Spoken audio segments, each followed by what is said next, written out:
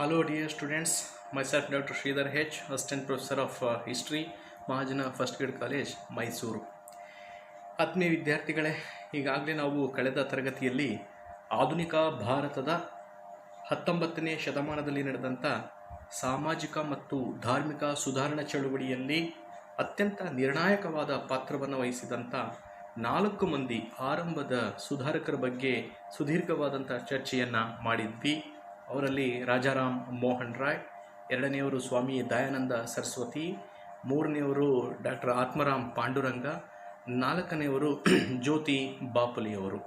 ಇದನ್ನು ನಾವು ಈ ಸಾಮಾಜಿಕ ಮತ್ತು ಧಾರ್ಮಿಕ ಸುಧಾರಣಾ ಚಳುವಳಿ 19ನೇ ಶತಮಾನ ಇದರ ಪಾರ್ಟ್ 1 ಆ ಭಾಗದಲ್ಲಿ ಚರ್ಚೆಯನ್ನು ಮಾಡಿದ್ವಿ. ಈಗ ಇದೇ ಸಾಮಾಜಿಕ ಮತ್ತು ಧಾರ್ಮಿಕ ಸುಧಾರಣಾ ಚಳುವಳಿ 19ನೇ ಶತಮಾನ ಇದರ ಮುಂದುವರಿದ ಈ ಒಂದು ತರಗತಿನಲ್ಲಿ ನಾವು ಉಳಿದ ನಂತರದ 4 ಮಂದಿ ಸಾಮಾಜಿಕ ಸುಧಾರಕರ ಬಗ್ಗೆ, ಇತರೆ ಸುಧಾರಕರ ಬಗ್ಗೆ ಚರ್ಚೆಯನ್ನು ಮಾಡೋಣ. ಆ ಪ್ರಕಾರವಾಗಿ ಈ ತರಗತಿನಲ್ಲಿ ನಾವು ಮೊದಲಿಗೆ ಯಾವ ಸುಧಾರಕರ ಬಗ್ಗೆ ನೋಡ್ಬೋದು ಅಂತಂದರೆ ಈಶ್ವರಚಂದ್ರ ವಿದ್ಯಾಸಾಗರ. ಹೌದು, 19ನೇ ಶತಮಾನದಲ್ಲಿ ಅನೇಕ ಸಾಮಾಜಿಕ ಸುಧಾರಕರು ಭಾರತೀಯ ಸಮಾಜ ಮತ್ತು ಧರ್ಮವನ್ನು ಸುಧಾರಣೆ ಮಾಡಲು ಅನೇಕ ಸಂಘ ಸಂಸ್ಥೆಗಳನ್ನು ಕಟ್ಟಿಕೊಂಡು ಹೋರಾಟವನ್ನು ಮಾಡಿದರು. ಈ 19ನೇ ಶತಮಾನದ ಮಧ್ಯಭಾಗದಲ್ಲಿ, ಅದರಲ್ಲೂ ವಿಶೇಷವಾಗಿ ಬಂಗಾಳದಲ್ಲಿ ಒಂದು ವಿಭಿನ್ನವಾದಂಥ ಚಳುವಳಿಗೆ ಆರಂಭವನ್ನು ಕೊಟ್ಟಿದ್ದು, ಒಂದು ಚಳುವಳಿಯ ನಾಯಕತ್ವವನ್ನು ವಹಿಸಿ ಅದರಲ್ಲಿ ಯಶಸ್ಸನ್ನು ಕಂಡಿದ್ದು ಈಶ್ವರಚಂದ್ರ ವಿದ್ಯಾಸಾಗರ ಅವರು. ಈಶ್ವರಚಂದ್ರ ವಿದ್ಯಾಸಾಗರ್ ಅವರ ಕಾಲಾವಧಿಯನ್ನು ನಾವು ನೋಡೋದಾದರೆ 1820ರಿಂದ ಹಿಡಿದು 1891, 1820ರಿಂದ 1891 ಅಂದರೆ 71 ವರ್ಷಗಳ ಸಾರ್ಥಕ ಬದುಕನ್ನು ಕಂಡವರು ಯಾರು ಎಂದರೆ ಈಶ್ವರಚಂದ್ರ ವಿದ್ಯಾಸಾಗರ್ ಅವರು. ಈ ಈಶ್ವರಚಂದ್ರ ವಿದ್ಯಾಸಾಗರ್ ಅವರನ್ನು ಮತ್ತೊಂದು ಹೆಸರಿನಿಂದ ದಯಾಳ್ ಸಾಗರ್ ಅನ್ನುವಂಥ ಹೆಸರಿನಿಂದಲೂ ಕೂಡ ಕರೀತಾರೆ. ಮತ್ತೊಂದು ಹೆಸರು ಯಾವುದು? ದಯಾಳ್ ಸಾಗರ್. ಈ ದಯಾಳ್ ಸಾಗರ್ ಅಥವಾ ಈಶ್ವರಚಂದ್ರ ವಿದ್ಯಾಸಾಗರ್ ಅವರು 1820ರಲ್ಲಿ ಇಂದಿನ ಬಂಗಾಳದ ಒಂದು ಜಿಲ್ಲೆ, ಅದರ ಹೆಸರು ಮಿಡ್ನಾಪುರ ಜಿಲ್ಲೆ. ಇಂದಿನ ಬಂಗಾಳದ ಮಿಡ್ನಾಪುರ ಜಿಲ್ಲೆಯಲ್ಲಿ 1820ರಲ್ಲಿ ಇವರು ಒಂದು ಮಧ್ಯಮ ವರ್ಗದ ಕುಟುಂಬದಲ್ಲಿ ಜನಿಸ್ತಾರೆ. ಇವರ ತಂದೆ ಹೆಸರು ಠಾಕೂರ ದಾಸ್ ಮತ್ತು ಇವರ ತಾಯಿ ಹೆಸರು ಭಗವತಿ ದೇವಿ. ಈ ಠಾಕೂರ ದಾಸ್ ಮತ್ತು ಭಗವತಿ ದೇವಿ ದಂಪತಿಗಳಿಗೆ ಜನಿಸಿದವರೇ ಈಶ್ವರಚಂದ್ರ ವಿದ್ಯಾಸಾಗರ್ ಅವರು. ಈಶ್ವರಚಂದ್ರ ವಿದ್ಯಾಸಾಗರ್ ಅವರಿಗೂ ಕೂಡ 2 ಪ್ರಮುಖವಾದಂಥ ಬಿರುದುಗಳಿತ್ತು. ಒಂದು ವಿಧವಾ ವಿವಾಹ ಚಳವಳಿಯ ಪಿತಾಮಹ. ಮೊದಲನೇದು ವಿಧವಾ ವಿವಾಹ ಚಳವಳಿಯ ಪಿತಾಮಹ, ಮತ್ತೊಂದು ಸಾಮಾಜಿಕ ಪರಿವರ್ತನೆಯ ಹರಿಕಾರ, ಅಂದರೆ ಪ್ರೊಪೆಟ್ ಆಫ್ ಸೋಷಿಯಲ್ ಚೇಂಜಸ್ ಅಂತ ಕರೀತಾರೆ. ಪ್ರೊಪೆಟ್ ಆಫ್ ಸೋಷಿಯಲ್ ಚೇಂಜಸ್ ಅಥವಾ ಸಾಮಾಜಿಕ ಪರಿವರ್ತನೆಯ ಹರಿಕಾರ ಅನ್ನುವಂಥ ಬಿರುದನ್ನು ಕೂಡ ಹೊಂದಿದ್ರು. ಇವರು ವಿಶೇಷವಾಗಿ ನಾನು ಈಗಾಗಲೇ ಹೇಳಿದೆ, ಬಂಗಾಳದಲ್ಲಿ ಒಂದು ಚಳುವಳಿಯ ಮೂಲಕ ಹೆಸರನ್ನು ಪಡ್ಕೊಂಡಂಥವರು, ಪ್ರಸಿದ್ಧಿಯಾದಂಥವರು. ಆ ಚಳುವಳಿಯೇ ವಿಧವಾ ಪುನರ್ವಿವಾಹ ಚಳವಳಿ. ಅಂದರೆ 1855ರಲ್ಲಿ ಬಂಗಾಳದಲ್ಲಿ ಒಂದು ವಿಧವಾ ಪುನರ್ವಿವಾಹ ಸಂಘವನ್ನು ಮೊದಲು ಸ್ಥಾಪನೆ ಮಾಡ್ಕೊಳ್ತಾರೆ. ಆ ವಿಧವಾ ಪುನರ್ವಿವಾಹ ಸಂಘದ ಮೂಲಕ ಅವರು ಅದೇ ವರ್ಷ ಬಂಗಾಳದಲ್ಲಿ ಒಂದು ವಿನೂತನವಾದಂಥ ವಿಭಿನ್ನವಾದಂಥ ಚಳುವಳಿಗೆ ಚಾಲನೆಯನ್ನು ಕೊಡ್ತಾರೆ. ಆ ಚಳವಳಿಯೇ ವಿಧವಾ ಪುನರ್ವಿವಾಹ ಚಳವಳಿ. ಆ ವಿಧವಾ ಪುನರ್ವಿವಾಹ ಚಳುವಳಿ ಮುಂದೆ ಮಾರನೇ ವರ್ಷ ಒಂದು ದೊಡ್ಡ ಪ್ರತಿಫಲವನ್ನು ಇವರಿಗೆ ತಂದುಕೊಡುತ್ತೆ. ಏನೋ ಒಂದು ದೊಡ್ಡ ಪ್ರತಿಫಲ ಅಥವಾ ಈ ಚಳುವಳಿ ಸಾರ್ಥಕವಾಗುತ್ತೆ, ಈ ಚಳುವಳಿ ಸಾಕಾರವಾಗುತ್ತೆ. ಕಾರಣ ಇಷ್ಟೇ, ಅನಿವಾರ್ಯ ಕಾರಣಗಳಿಂದ ತಮ್ಮ ಗಂಡನನ್ನು ಕಳೆದುಕೊಂಡು ವಿಧವೆಯರಾದಂಥ ಮಹಿಳೆಯರಿಗೆ ಮತ್ತೆ ಅವರಿಗೆ ಒಂದು ದಾಂಪತ್ಯ ಜೀವನದ ಅವಕಾಶವನ್ನು ಕಲ್ಪಿಸಿಕೊಡುವ ಉದ್ದೇಶದಿಂದ ಅವರು ಈ ಒಂದು ವಿಧವಾ ಪುನರ್ವಿವಾಹ ಚಳುವಳಿಯನ್ನು, ಸಂಘವನ್ನು ಆರಂಭ ಮಾಡಿದ್ದು. ಇದರ ಪರಿಣಾಮವಾಗಿ 1856ರಲ್ಲಿ ಬ್ರಿಟಿಷ್ ಸರ್ಕಾರ ಈ ಒಂದು ವಿವಾಹಕ್ಕೆ ಸಂಬಂಧಪಟ್ಟಂತೆ ಒಂದು ಕಾಯ್ದೆಯನ್ನು ಪರಿಷ್ಕರಣೆ ಮಾಡಿ ಜಾರಿಗೆ ತರುತ್ತದೆ. ನಿಮ್ಮೆಲ್ಲರಿಗೂ ಗೊತ್ತಿದೆ, 1855ರಲ್ಲಿ ಈಗಾಗಲೇ ಬ್ರಿಟಿಷ್ ಸರ್ಕಾರ ಹಿಂದೂ ವಿವಾಹ ಕಾಯ್ದೆಯನ್ನು ಜಾರಿಗೆ ತಂದಿತ್ತು. ಅಂದರೆ ಹಿಂದೂ ಮ್ಯಾರೇಜ್ ಆ್ಯಕ್ಟನ್ನು ಜಾರಿಗೆ ತಂದಿತ್ತು. ಆ ಕಾಯ್ದೆಗೆ ಪೂರಕವಾಗಿ ಆ ಕಾಯ್ದೆಯ ಅಡಿಯಲ್ಲಿ ಇನ್ನೊಂದು ಉಪ ಕಾಯ್ದೆಯನ್ನು ಜಾರಿಗೆ ತರುತ್ತೆ. ಆ ಕಾಯ್ದೆಯೇ Hindu widow remarriage act. Hindu widow remarriage act ಅಂದರೆ ಹಿಂದೂ ವಿಧವ ಪುನರ್ವಿವಾಹ ಕಾಯ್ದೆ. ಈ ಕಾಯ್ದೆಯನ್ನು 56ರಲ್ಲಿ ಬ್ರಿಟಿಷ್ ಸರ್ಕಾರ ಜಾರಿಗೆ ತರುತ್ತೆ. ಹಾಗಾದರೆ ಈ ಕಾಯ್ದೆಯನ್ನು ಜಾರಿಗೆ ತಂದಿದ್ದು ಯಾರು ಅಂದರೆ, ಆ ಸಂದರ್ಭದಲ್ಲಿ ಬ್ರಿಟಿಷ್ ಭಾರತದ ಗವರ್ನರ್ ಜನರಲ್ ಆಗಿದ್ದಂಥ ಲಾರ್ಡ್ ಡಲ್ಹೌಸಿ. ಯಾರು? ಲಾರ್ಡ್ ಡಲ್ಹೌಸಿ. ಐ ಥಿಂಕ್ ನೀವೆಲ್ಲರೂ ಲಾರ್ಡ್ ಡಲ್ಹೌಸಿ ಹೆಸರನ್ನು ಕೇಳಿರ್ತೀರ. ಲಾರ್ಡ್ ಡಲ್ಹೌಸಿ 1848ರಲ್ಲಿ ಭಾರತದಲ್ಲಿ ಮೊದಲ ಬಾರಿಗೆ ದತ್ತು ಮಕ್ಕಳಿಗೆ ಹಕ್ಕಿಲ್ಲ ಅನ್ನುವಂಥ ಒಂದು ಸಿದ್ಧಾಂತವನ್ನು ಜಾರಿಗೆ ತಂದವನು. ಅದನ್ನು ಇಂಗ್ಲೀಷಲ್ಲಿ ಡಾಕ್ಟ್ರಿನ್ ಆಫ್ ಲ್ಯಾಪ್ಸ್ ಅಂತ ಕರೀತಾರೆ. ಅಂಥ ಒಂದು ದತ್ತು ಮಕ್ಕಳಿಗೆ ಹಕ್ಕಿಲ್ಲ ಸಿದ್ಧಾಂತವನ್ನು 1848ರಲ್ಲಿ ಜಾರಿಗೆ ತಂದವನು ಇದೇ ಲಾರ್ಡ್ ಡಲ್ಹೌಸಿ. ಅವನು 56ರಲ್ಲಿ the Hindu widow remarriage act ಅಥವಾ ಕಾಯ್ದೆಯನ್ನು ಜಾರಿಗೆ ತರ್ತಾನೆ. ಇದರಿಂದ ಈಶ್ವರಚಂದ್ರ ವಿದ್ಯಾಸಾಗರ್ ಅವರು ಈ ಚಳುವಳಿಯ ಮೂಲಕ ದೊಡ್ಡ ಹೆಸರನ್ನು ಮಾಡ್ತಾರೆ. ಮತ್ತು ಈ ಚಳುವಳಿಗೆ ಒಂದು ದೊಡ್ಡ ಲಾಭಾಂಶ ಅಂತ ಮೀನ್ಸ್ ಒಂದು ಸಾರ್ಥಕತೆಯು ಕೂಡ ಮಾರನೇ ವರ್ಷ ಸಿಗುತ್ತೆ. ಇದರ ಜೊತೆಗೆ ದಯಾನಂದ ಸರಸ್ವತಿಯವರು ಬಂಗಾಳಿ ಭಾಷೆಯಲ್ಲಿ ಅನೇಕ ಕೃತಿಗಳನ್ನು ರಚನೆ ಮಾಡ್ತಾರೆ. ಕಾರಣ ಇಷ್ಟೇ, ಬಂಗಾಳಿ ಭಾಷೆ ಮೂಲತಃ ಅವರ ಒಂದು ಮಾತೃಭಾಷೆಯಾಗಿತ್ತು. ಆ ಒಂದು ಹಿನ್ನೆಲೆಯಲ್ಲಿ ಅವರ ಮಾತೃಭಾಷೆಯಾದಂಥ ಬಂಗಾಳಿಯಲ್ಲಿ ಕೆಲವು ಕೃತಿಗಳನ್ನು ರಚನೆ ಮಾಡ್ತಾರೆ. ಅದರಲ್ಲಿ ಮೊದಲನೇದು ಬಂಗಾಳದ ಆಧುನಿಕ ಚರಿತ್ರೆ, ಅಂದರೆ modern history of Bengal. Modern history of Bengal ಅಥವಾ ಬಂಗಾಳದ ಆಧುನಿಕ ಚರಿತ್ರೆ. ಎರಡನೇದು ಸೈಂಟಿಫಿಕ್ ಹಿಸ್ಟ್ರಿ, ಅಂದರೆ ವೈಜ್ಞಾನಿಕ ಚರಿತ್ರೆ. ಎರಡನೇದು ಯಾವುದು? ಸೈಂಟಿಫಿಕ್ ಹಿಸ್ಟ್ರಿ ಅಥವಾ ವೈಜ್ಞಾನಿಕ ಚರಿತ್ರೆ.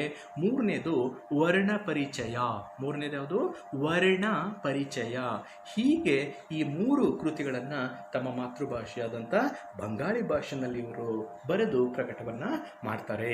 ಇದ್ರ ಜೊತೆಗೆ ನಿಮಗೆಲ್ಲ ಗೊತ್ತಿದೆ, ಭಾರತದ ಶೇಕ್ಸ್ಪಿಯರ್ ಕವಿ ಕುಲ ಗುರು ಅಂತ ನಾವು ಯಾರನ್ನು ಕರಿತೀವಿ ಅಂದರೆ, ನಮ್ಮ ಸಂಸ್ಕೃತದ ನಾಟಕಗಳ ಚಕ್ರವರ್ತಿಯಾದಂಥ ಕಾಳಿದಾಸನನ್ನು ಕರಿತೀವಿ. ಈ ಕಾಳಿದಾಸ ಬರೆದಂಥ ಅತ್ಯಂತ ಸುಪ್ರಸಿದ್ಧ ನಾಟಕ ಅಂತಂದರೆ ಅಭಿಜ್ಞಾನ ಶಾಕುಂತಲ ಅಂತ. ನಿಮ್ಗೆ ಆಶ್ಚರ್ಯ ಆಗ್ಬೋದು, ಸರ್ ಯಾಕೆ ಈಶ್ವರಚಂದ್ರ ವಿದ್ಯಾಸಾಗರ್ ಅವ್ರ ಬಗ್ಗೆ ಹೇಳಬೇಕಾದ್ರೆ ಕಾಳಿದಾಸನ ಅಭಿಜ್ಞಾನ ಶಾಕುಂತಲ ನಾಟಕವನ್ನು ಪ್ರಸ್ತಾಪ ಮಾಡ್ತಾ ಇದ್ದಾರೆ ಅಂತ. ಕಾರಣ ಇದೆ ವಿದ್ಯಾರ್ಥಿಗಳೇ. ಏನು ಅಂತಂದರೆ, ಕಾಳಿದಾಸ ಬರೆದಂಥ ಈ ಸಂಸ್ಕೃತ ಭಾಷೆಯ ಅಭಿಜ್ಞಾನ ಶಾಕುಂತಲ ಅನ್ನುವಂಥ ಒಂದು ಸುಪ್ರಸಿದ್ಧ ಜಗತ್ಪ್ರಸಿದ್ಧ ನಾಟಕವನ್ನು ಈಶ್ವರಚಂದ್ರ ವಿದ್ಯಾಸಾಗರ್ ಅವರು ಬಂಗಾಳಿ ಭಾಷೆಗೆ ಭಾಷಾಂತರವನ್ನು ಮಾಡ್ತಾರೆ. ಯಾವ ಭಾಷೆಗೆ? ತಮ್ಮ ಮಾತೃಭಾಷೆಯಾದಂಥ ಬಂಗಾಳಿ ಭಾಷೆಗೆ ಕಾಳಿದಾಸನ ಈ ಶಾಕುಂತಲ ನಾಟಕವನ್ನು ಅನುವಾದ ಮಾಡ್ತಾರೆ ಅಥವಾ ಭಾಷಾಂತರವನ್ನು ಮಾಡ್ತಾರೆ. ಆ ಒಂದು ಹಿನ್ನೆಲೆಯಲ್ಲಿಯೂ ಕೂಡ ಈ ಒಂದು ಕಾಳಿದಾಸನ ಶಾಕುಂತಲ ನಾಟಕ ಬಂಗಾಳಿ ಭಾಷೆಯಲ್ಲಿ ಅತ್ಯಂತ ಜನಪ್ರಿಯವಾದಂಥ ನಾಟಕವಾಗಿ ರೂಪುಗೊಳ್ಳುತ್ತೆ. ಇದ್ರ ಜೊತೆಗೆ ಈಶ್ವರಚಂದ್ರ ವಿದ್ಯಾಸಾಗರ್ ಅವರು ಈ ವಿಧವೆಯರ ಒಂದು ವಿವಾಹಕ್ಕೆ ಸಂಬಂಧಪಟ್ಟಂತೆ ಒಂದು ಮಹಾಪ್ರಬಂಧವನ್ನು ಕೂಡ ಆ ಚಳುವಳಿಯ ಸಂದರ್ಭದಲ್ಲಿ ರಚನೆ ಮಾಡಿದರು. ಆ ಮಹಾಪ್ರಬಂಧದ ಹೆಸರು ಮ್ಯಾರೇಜ್ ಆಫ್ ಹಿಂದೂ ವಿಡೋಸ್ ಅಂತ.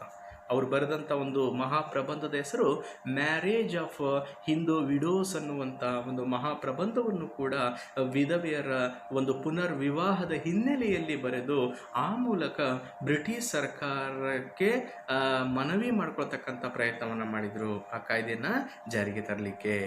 ಸೊ ಇಷ್ಟು ಅಂಶಗಳು ಈಶ್ವರಚಂದ್ರ ವಿದ್ಯಾಸಾಗರ್ ಅವರು 19ನೇ ಶತಮಾನದ ಸಾಮಾಜಿಕ ಸುಧಾರಣಾ ಚಳುವಳಿಗೆ ನೀಡಿದಂಥ ಪೂರಕವಾದಂಥ ಅಂಶಗಳಾಗಿ ಸಾಧನೆಗಳಾಗಿ ನಮಗೆ ಕಂಡುಬರ್ತವೆ. ಈಶ್ವರಚಂದ್ರ ವಿದ್ಯಾಸಾಗರ್ ಅವರ ನಂತರ ನಾವು ನೋಡೋದಾದರೆ, ನಿಮ್ಮೆಲ್ಲರಿಗೂ ಗೊತ್ತಿದೆ, ಸ್ವಾಮಿ ವಿವೇಕಾನಂದ ಮತ್ತು ರಾಮಕೃಷ್ಣ ಮಠ. ಸ್ವಾಮಿ ವಿವೇಕಾನಂದ ಮತ್ತು ರಾಮಕೃಷ್ಣ ಮಠ ಸ್ವಾಮಿ ವಿವೇಕಾನಂದ ಯಾರಿಗೆ ತಾನೇ ಗೊತ್ತಿಲ್ಲ, ಎಲ್ರಿಗೂ ಕೂಡ ಗೊತ್ತು. ಅದರಲ್ಲೂ ವಿಶೇಷವಾಗಿ ಯುವ ಜನಾಂಗದ ಪ್ರೇರಣೆಯ ಸ್ಫೂರ್ತಿ, ಯುವ ಜನಾಂಗದ ಪ್ರೇರಣೆಯ ಸಾಕಾರ ಮೂರ್ತಿ, ಯುವ ಜನರ ಪ್ರೇರಣೆಯ ಶಕ್ತಿ ಯಾರು ಅಂದರೆ ಸ್ವಾಮಿ ವಿವೇಕಾನಂದ. ಅತಿ ಚಿಕ್ಕ ವಯಸ್ಸಿನಲ್ಲಿಯೇ ಒಂದು ಭಾಷಣದ ಮೂಲಕ ಇಡೀ ಜಗತ್ತನ್ನೇ ತನ್ನೆಡೆಗೆ ಸೆಳೆದು ತಲ್ಲಣಗೊಳಿಸಿದಂಥ ಒಬ್ಬ ಖ್ಯಾತ ಸಂತ ಅಂತ ಹೇಳಿದರೆ ತಪ್ಪಾಗಲಾರದು. ಸ್ವಾಮಿ ವಿವೇಕಾನಂದ ಅವರು ವಿಶೇಷವಾಗಿ ಈ ರಾಮಕೃಷ್ಣ ಮಠದ ಮೂಲಕ ಹಿಂದೂ ಧರ್ಮದ ಸಂಸ್ಕೃತಿ, ಅದರ ತತ್ವ ಸಿದ್ಧಾಂತಗಳು ಮತ್ತು ಅದರ ಒಂದು ಆಧ್ಯಾತ್ಮಿಕ ಚಿಂತನೆಗಳನ್ನು ಜಗತ್ಮಟ್ಟದಲ್ಲಿ ಪ್ರಚಾರ ಮಾಡುವಂಥ ಒಂದು ಪ್ರಯತ್ನವನ್ನು ಮಾಡಿದರು. ಅದರಲ್ಲಿ ಯಶಸ್ಸನ್ನು ಕೂಡ ಕಂಡರು. ಆ ಸ್ವಾಮಿ ವಿವೇಕಾನಂದ ಮತ್ತು ರಾಮಕೃಷ್ಣ ಮಠದ ಬಗ್ಗೆ ನೋಡುವುದಕ್ಕಿಂತ ಮೊದಲು ಅವರ ಕೆಲವಾರು ಬಿರುದುಗಳನ್ನು ನಾವು ನೋಡ್ಬೋದು. ಸ್ವಾಮಿ ವಿವೇಕಾನಂದ ಅವರನ್ನು ಆಧುನಿಕ ಭಾರತದ ರಾಷ್ಟ್ರೀಯತೆಯ ಪಿತಾಮಹ ನೋಡಿ, ರಾಜಾರಾಮ್ ಮೋಹನ್ ರಾಯ್ ಅವರನ್ನ ಕೇವಲ ಆಧುನಿಕ ಭಾರತದ ಪಿತಾಮಹ ಅಂತ ನಾವು ಹೇಳ್ತೀವಿ, ಆದರೆ ಇವರನ್ನ ಆಧುನಿಕ ಭಾರತದ ರಾಷ್ಟ್ರೀಯತೆಯ ಪಿತಾಮಹ ಅಂತ ಕರಿತೀವಿ. ಅದ್ರ ಜೊತೆಗೆ ಇವರನ್ನು ಭಾರತದ ಶ್ರೇಷ್ಠ ಸಂತ, ಗ್ರೇಟ್ ಸೈಂಟ್ ಆಫ್ ಇಂಡಿಯಾ, ಭಾರತದ ಶ್ರೇಷ್ಠ ಸಂತ ಅಥವಾ ಗ್ರೇಟ್ ಸೈಂಟ್ ಆಫ್ ಇಂಡಿಯಾ ಅಂತ ಹೇಳ್ತೀವಿ. ಅದ್ರ ಜೊತೆಗೆ ಅವ್ರನ್ನ ಆಧುನಿಕ ವೇದಾಂತದ ಪ್ರವಾದಿ ಅಂತ ಕರಿತೀವಿ. ಆಧುನಿಕ ವೇದಾಂತದ ಪ್ರವಾದಿ, prophet of modern Vedanta, prophet of modern Vedanta ಅಂತ ಕರಿತೀವಿ. ಅದ್ರ ಜೊತೆಗೆ ಅವರನ್ನು ಇನ್ನೊಂದು ಬಿರುದಾದಂಥ ವೇದಾಂತ ಕೇಸರಿ ಎಂಬ ಬಿರುದಿನಿಂದಲೂ ಕೂಡ ಕರಿತೀವಿ. ಯಾವುದನ್ನು ಕರಿತೀವಿ? ವೇದಾಂತ ಕೇಸರಿ ಎಂಬ ಬಿರುದಿನಿಂದಲೂ ಕೂಡ ಕರಿತೀವಿ. ಈ ಸ್ವಾಮಿ ವಿವೇಕಾನಂದ ಅವರ ಕಾಲಾವಧಿ ನಿಮ್ಮೆಲ್ರಿಗೂ ಗೊತ್ತಿದೆ. 1863ರಿಂದ ಹಿಡಿದು 1902, 1863ರಿಂದ 1902 ಅಂದರೆ ಕೇವಲ ಇವರು ಎಷ್ಟು ವರ್ಷಗಳ ಒಂದು ಸಂಕ್ಷಿಪ್ತವಾದ ಜೀವನವನ್ನು ಮಾತ್ರ ಕಂಡವರು, ಸಾರ್ಥಕ ಬದುಕನ್ನು ಕಂಡವರು ಎಂದರೆ ಕೇವಲ 39 ವರ್ಷಗಳ ಒಂದು ಕಡಿಮೆ ಅವಧಿಯ ಸಾರ್ಥಕ ಬದುಕನ್ನು ಕಂಡವರು ಸ್ವಾಮಿ ವಿವೇಕಾನಂದ ಅವರು. ಸ್ವಾಮಿ ವಿವೇಕಾನಂದ ಅವರ ಬಗ್ಗೆ ಕೆಲವು ವಿಷಯಗಳನ್ನು ನಾವು ಚರ್ಚೆ ಮಾಡೋದಕ್ಕಿಂತ ಮುಂಚೆ ಅವರ ಹುಟ್ಟಿನ ಬಗ್ಗೆ ನಾವು ನೋಡೋದಾದರೆ, ಇವರು ಜನಿಸಿದ್ದು ಜನವರಿ 12, 1863. ಜನವರಿ 12, 1863ರಂದು ಇವರು ಇವತ್ತಿನ ಪಶ್ಚಿಮ ಬಂಗಾಳದ ಕೋಲ್ಕತ್ತಾದ ಒಂದು ಬ್ರಾಹ್ಮಣ ಮಧ್ಯಮ ವರ್ಗದ ಕುಟುಂಬದಲ್ಲಿ ಜನಿಸಿದ್ದು. ಈ ಕೋಲ್ಕತ್ತಾದಲ್ಲಿ ಜನಿಸಿದಂಥ ಇವರ ಪೋಷಕರು ಅಂದರೆ ಇವರ ತಂದೆ ಮತ್ತು ತಾಯಿ, ಇವರ ತಂದೆ ಹೆಸರು ವಿಶ್ವನಾಥ ದತ್ತ, ತಾಯಿ ಹೆಸರು ಭುವನೇಶ್ವರಿ ದೇವಿ. ತಂದೆ ವಿಶ್ವನಾಥ ದತ್ತ, ತಾಯಿ ಹೆಸರು ಭುವನೇಶ್ವರಿ ದೇವಿ. ಬಹುಶಃ ನಿಮಗೆ ಗೊತ್ತಿರ್ಬೋದು, ಸ್ವಾಮಿ ವಿವೇಕಾನಂದ ಅವರ ಆ ಜನವರಿ 12ನೇ ತಾರೀಕು ಏನು ಒಂದು ಬರ್ತ್ ಡೇ ಇದೆ, ಅವರ ಜನ್ಮದ ಒಂದು ದಿನ ಇದೆ. ಆ ದಿನವನ್ನು ಇವತ್ತು ನಾವು ಅಖಿಲ ಭಾರತ ಮಟ್ಟದಲ್ಲಿ ಒಂದು ದಿನವನ್ನಾಗಿ, ಒಂದು ವಿಶೇಷ ದಿನವನ್ನಾಗಿ ಆಚರಣೆ ಮಾಡ್ತೀವಿ. ಅದನ್ನೇ ನ್ಯಾಷನಲ್ ಯೂತ್ ಡೇ, ಅಥವಾ ಅದನ್ನು ಕನ್ನಡದಲ್ಲಿ ನಾವು ರಾಷ್ಟ್ರೀಯ ಯುವ ದಿನ ಅಂತ ಆ 12ನೇ ತಾರೀಕು ಜನವರಿ ರಾಷ್ಟ್ರಾದ್ಯಂತ ನಾವು ಆಚರಣೆಯನ್ನು ಮಾಡ್ತೀವಿ. ಸ್ವಾಮಿ ವಿವೇಕಾನಂದ ಅವರ ಮೂಲ ಹೆಸರು ನರೇಂದ್ರನಾಥ ದತ್ತ ಎಂಬುದೇ ಆಗಿತ್ತು. ಅವರ ಮೂಲ ಹೆಸರು ನರೇಂದ್ರನಾಥ ದತ್ತ ಎಂಬುದೇ ಆಗಿತ್ತು. ಕೋಲ್ಕತ್ತಾದ ಮಿಷನ್ ಕಾಲೇಜಿನಲ್ಲಿ ತತ್ವಶಾಸ್ತ್ರದಲ್ಲಿ ಪದವಿಯನ್ನು ಪಡೆದು, ಕೋಲ್ಕತ್ತಾದ ಮಿಷನ್ ಕಾಲೇಜಿನಲ್ಲಿ ತತ್ವಶಾಸ್ತ್ರದಲ್ಲಿ ಪದವಿಯನ್ನು ಪಡೆದಂಥ ಸ್ವಾಮಿ ವಿವೇಕಾನಂದರು ನಮ್ಮ ಪುರಾತನ ವೇದಗಳು, ಉಪನಿಷತ್ತುಗಳು, ಬ್ರಾಹ್ಮಣಕಗಳು, ಅರಣ್ಯಕಗಳು, ಇದರ ಜೊತೆಗೆ ಸನಾತನ ಹಿಂದೂ ಧರ್ಮದ ಇತರೆ ಕೆಲವೊಂದು ಮಹಾಕಾವ್ಯಗಳನ್ನು ಆಳವಾಗಿ ಅಧ್ಯಯನ ಮಾಡೋದ್ರ ಮೂಲಕ ಅಪಾರವಾದಂಥ ಒಂದು ಜ್ಞಾನವನ್ನು ಸಂಪಾದನೆ ಮಾಡಿಕೊಳ್ತಾರೆ. ಆ ಜ್ಞಾನದ ಸಂಪಾದನೆಯ ಹಾದಿಯಲ್ಲಿ ಅವರು ಹುಡುಕಿಕೊಂಡ ಒಬ್ಬ ಆಧ್ಯಾತ್ಮಿಕ ಗುರು, ಆಧ್ಯಾತ್ಮಿಕ ತಪೋನಿಧಿಯ ಒಬ್ಬ ಸಂತ ಯಾರು ಎಂದರೆ ನಿಮ್ಮೆಲ್ರಿಗೂ ಗೊತ್ತಿದೆ, ಶ್ರೀ ರಾಮಕೃಷ್ಣ ಪರಮಹಂಸ. ರಾಮಕೃಷ್ಣ ಪರಮಹಂಸರನ್ನು ತಮ್ಮ ಆಧ್ಯಾತ್ಮಿಕ ಗುರುವನ್ನಾಗಿ ಆಯ್ಕೆ ಮಾಡಿಕೊಂಡು ಮುಂದೆ ಅವರ ಸಾನ್ನಿಧ್ಯದಲ್ಲಿ ಇವರು ಹಿಂದೂ ಧರ್ಮ, ಹಿಂದೂ ಸಂಸ್ಕೃತಿ, ಹಿಂದೂ ಧರ್ಮದ ಆಧ್ಯಾತ್ಮಿಕ ಲೋಕವನ್ನು ಅರಿಯುವಂಥ ಒಂದು ಪ್ರಯತ್ನವನ್ನು ಕೂಡ ಮಾಡ್ತಾರೆ. ಇದೇ ಒಂದು ಹಾದಿಯಲ್ಲಿ ಇರುವಂಥ ಒಂದು ಸಂದರ್ಭದಲ್ಲಿಯೇ ನಿಮ್ಮೆಲ್ರಿಗೂ ಗೊತ್ತಿದೆ ರಾಮಕೃಷ್ಣ ಪರಮಹಂಸರ ಮರಣಾನಂತರ, ಏಕೆಂದರೆ 1886ರಲ್ಲಿ ರಾಮಕೃಷ್ಣ ಪರಮಹಂಸರು ನಿಧನವನ್ನು ಹೊಂದ್ತಾರೆ ಅಥವಾ ವಿಧಿವಶರಾಗ್ತಾರೆ. 1886ರಲ್ಲಿ ರಾಮಕೃಷ್ಣ ಪರಮಹಂಸರು ವಿಧಿವಶರಾದ ಮೇಲೆ ಅವರ ನಂತರ ಇವರು ಈ ಹಿಂದೂ ಧರ್ಮದ ಆಧ್ಯಾತ್ಮಿಕ ತತ್ವಗಳನ್ನು ದೇಶ ವಿದೇಶಗಳಲ್ಲಿ ಪ್ರಚಾರ ಮಾಡುವಂಥ ಒಂದು ಕಾಯಕಕ್ಕೆ ಮುಂದಾಗ್ತಾರೆ. ಅದರ ಪರಿಣಾಮವೇ ಅನಿಸುತ್ತೆ, ನಿಮಗೆಲ್ಲ ಗೊತ್ತಿದೆ, 1893ರಲ್ಲಿ ಅಮೇರಿಕಾದ ಚಿಕಾಗೋ ನಗರದಲ್ಲಿ ನಡೆದಂಥ ಇತಿಹಾಸ ಪ್ರಸಿದ್ಧವಾದಂಥ ಸರ್ವಧರ್ಮ ಸಮ್ಮೇಳನದಲ್ಲಿ ಸ್ವಾಮಿ ವಿವೇಕಾನಂದ ಅವರು ಭಾಗವಹಿಸಿ ಆ ಒಂದು ಸಮಾವೇಶದ ಕೊನೆಯ ಒಂದು ಅಧಿವೇಶನದಲ್ಲಿ ಇವರಿಗೆ ಒಂದು ಸಣ್ಣ ಒಂದು ಅನುಮತಿ ಅಲ್ಲಿ ಕಿರು ಭಾಷಣವನ್ನು ಮಾಡಲಿಕ್ಕೆ ಲಭಿಸುತ್ತೆ. ಅದನ್ನು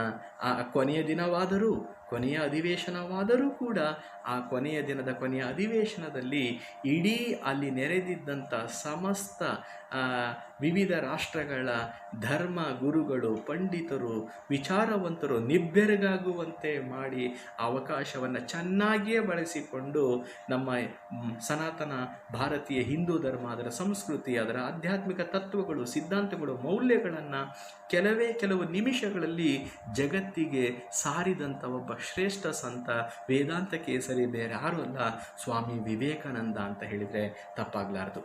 1893ರ ಈ ಒಂದು ಚಿಕಾಗೋದಲ್ಲಿ ನಡೆದಂಥ ಸರ್ವಧರ್ಮ ಸಮ್ಮೇಳನದಲ್ಲಿ ಸ್ವಾಮಿ ವಿವೇಕಾನಂದ ಯಾರು ಎಂಬುದು ಇಡೀ ಜಗತ್ತಿಗೆ ಗೊತ್ತಾಗೋಯಿತು.